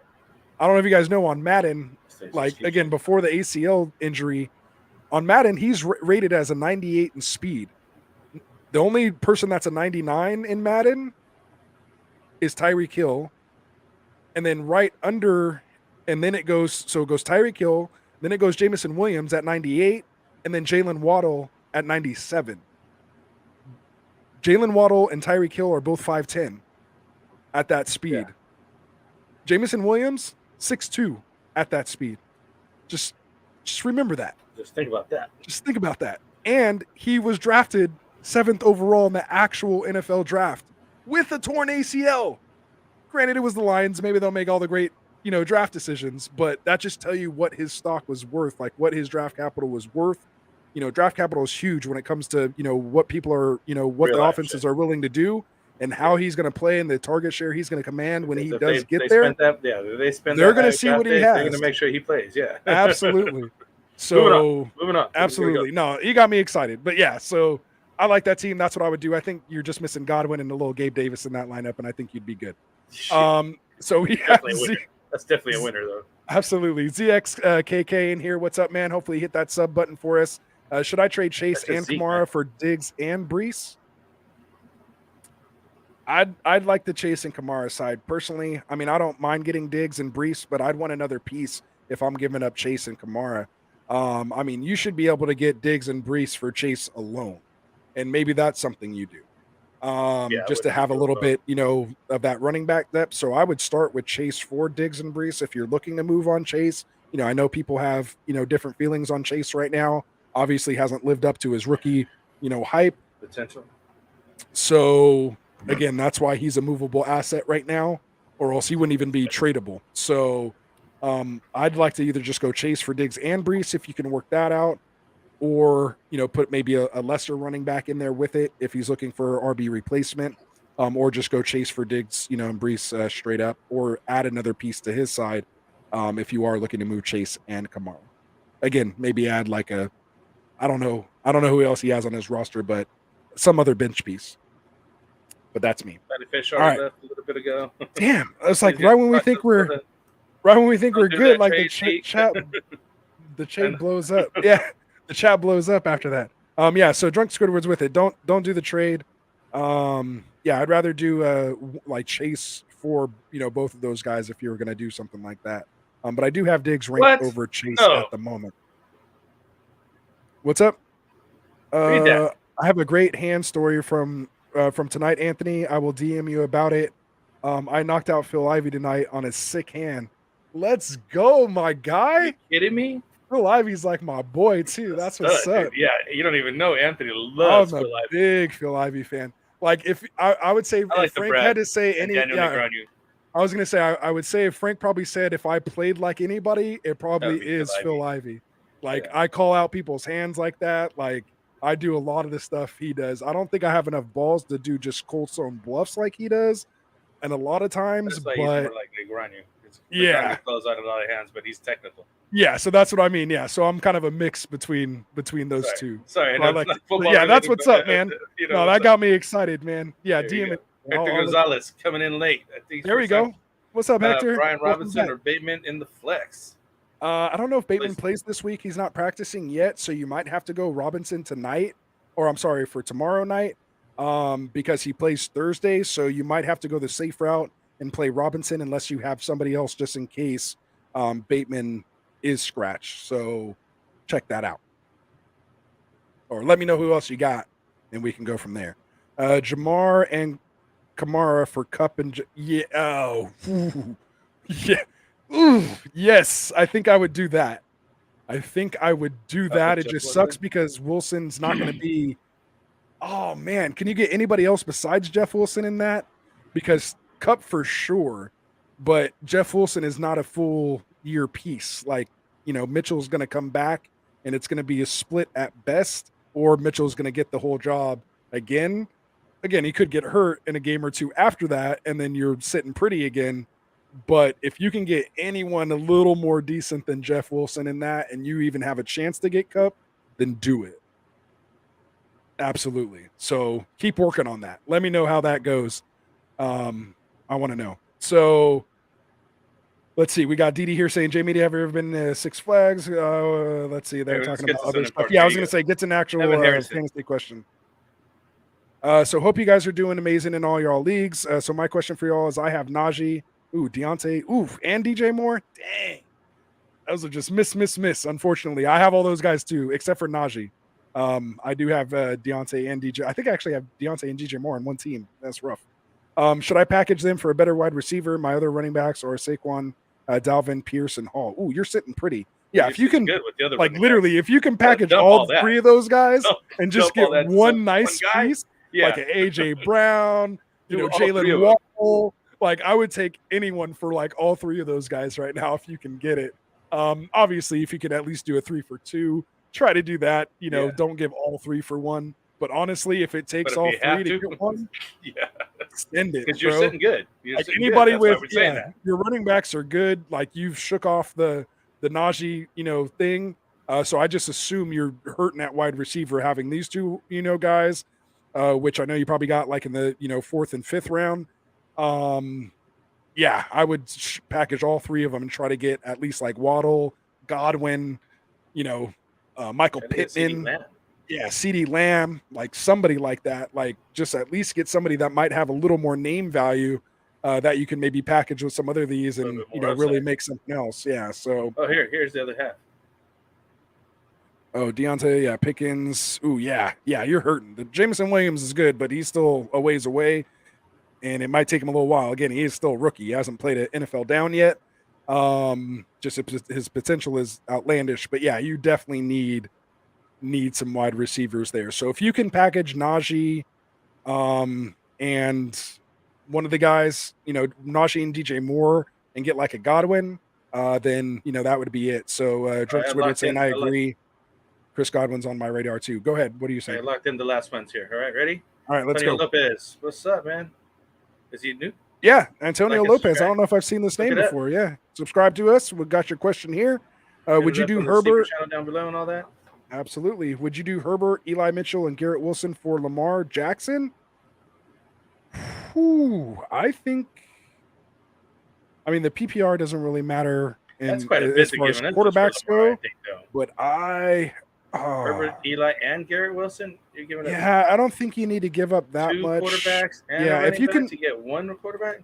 Yeah, if you can do Herbert and Wilson, I would do it in a heartbeat.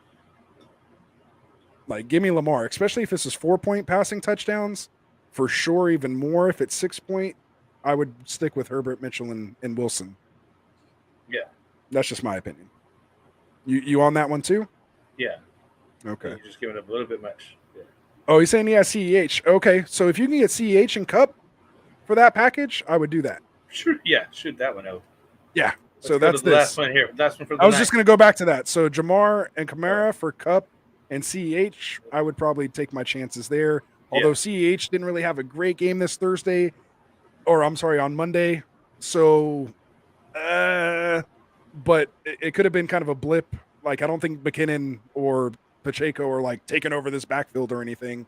But it's not like a Brian Robinson coming in, and you need to just off, Gibson or, something like that. I would take my chances with CEH, I think, over Wilson. But yeah, go ahead. What's our next one? For the night, we got all right. This is it, baby. Another new guy here. This Loges. Who to start between Brady versus the Steelers, Herbert versus Denver, CMC, Saquon, Stevenson, Lamb, AJ Brown, and Pittman in 1 QB, 2 wide receivers, 2 running back, and 1 flex. All right, so let's just start with the quarterback first. So start with the quarterbacks first. You going Brady versus the Steelers or Herbert versus Denver? Herbert. I'm going Brady. So we're screwing you over already, Cedric. We apologize. So you're getting a split decision on the first one. I'm taking Brady. We just seen what Josh Allen just did to this Pittsburgh Steelers defense. I think Mika Fitzpatrick's even banged up a little bit. He might be questionable or not 100%. Herbert's fine. Obviously, if you're still missing Keenan Allen, that's hurting his upside there, especially if they, give the ball to Eckler and have, him run it in. It's kind of taken away from Herbert's ceiling. To me, Denver's just an overall better defense just in general. Not that, the Chargers should struggle or anything with it, but if you have the option to Brady versus the Pittsburgh D versus Herbert, so I'm going Brady. Did I change your mind? Yeah, you changed my mind. All right, so we're both on Brady on that one. So let's I got Brady, and he's got more of his weapons back. Things are, the ship is righted over there, so TB12 will be fine. Right. So now we're picking 2 running backs out of CMC, Saquon, Stevenson. Which one of those 2? And Saquon? Absolutely. I don't think that's even a question there. So you're definitely going CMC and Saquon there, which does leave Stevenson open for the flex. But let's talk about the receivers first. So we have Lamb, AJ Brown, and Pittman. Which guys are you starting out of them? For me, it's Brown and Pittman. For me, yeah, Lamb and Brown also. No, so you're Lamb and Brown. I'm Brown and Pittman. Oh, you're Pittman. Yeah, so I'm Brown and Pittman. No, he hasn't, but I still think he has the potential. He has more target share opportunity there. Again, they were going up against that Denver defense, which made them look a little more pedestrian. They're going up against that terrible Washington defense. So, yeah, give me some Pittman. We're playing Jacksonville next. Indian Jacksonville. So, yeah. So that's our 2 wide receivers. And so now we have the flex. So we have to choose between Stevenson or Lamb for me in my case. If it was between Stevenson and Lamb for me, if you need more of a floor play, I would go Stevenson if Harris is out. If Harris ends up playing and he's active, then I'm going to go CD Lamb, and that's my answer. Yeah, I would have stuck with Lamb and AJ Brown at Pittman. And then I would still have started Stevenson over Pittman. Like Anthony said, if Damian Harris is back, then I would not start Stevenson. Then I would stick with the wide receiver Pittman. Then we're actually all the same. Yeah, then we'd be all the same anyways. Right. So on that note, that's it. Yeah, that was it. So that was good. We got to the last one. We actually did it. We made it, man. Only took us 2 hours crazy. and 6 minutes. Like 150 messages here. Dude, that was a lot. That was way a lot, man. That was awesome, It was a good fun night. Thanks for sticking with us, right? It's been a long night, man. Yeah, man, that was good. A lot of football in. Absolutely, man. I can't wait till Friday. We'll be back here with your Start Sit episode on Friday. So make sure you come in and check with us there. We'll have more injury news and everything there. Mike and I will probably go for at least 2 hours on that one. So bring your questions, bring your friends, have them come in and ask their questions, man. Make sure you guys, again, hit that like and subscribe button for us. If you're already subscribed, the like button works just as well. Helps us with those YouTube algs and gets us out to more people to come join the Get Right Fantasy Network here with all of us and our awesome community. Make sure you get in that description. Follow all of our affiliate partners out there. Make sure you check out Cody and the boys over at the Checkdown Podcast. Again, the link is in the description. That's their logo there, so you know you're in the right place. Also, make sure you go check out WAGMIFantasy.com. Sign up for the Winning with WAGMI newsletter every week. You're going to get the article, start, sit, trade targets, everything like that is going to be there. And then, of course, make sure you check out our newest addition here to the channel, the Fantasy Frontline podcast with our boys, Tim and AJ. So make sure you check them out. They dropped the pod earlier today. Again, make sure you go check them out. Help support the family. We're continuing to look for more content people to come on here and join us. We want to give you guys different opinions, different areas of expertise to help you guys, put together your rosters and bring home those championships, man. Yeah. Absolutely. So, again, thanks to our sponsors, UnderdogFantasy.com and TrophySmack.com. Use those promo codes GetRight when you do. And then again, of course, you can always check out our website, GetRightFF.com, where we have all of our merch and stuff like that. Tony, don't forget to send me your info on the DM, and we'll get that shirt out to you so you can tell Phil Ivey to subscribe to us, man. You should have took him out and been like, you know what? You should have been listening to Anthony and Frank. Why don't you subscribe to Get Right Fantasy Network? That'd be awesome. Shake his hand and tell him I'll see you next tournament. Right?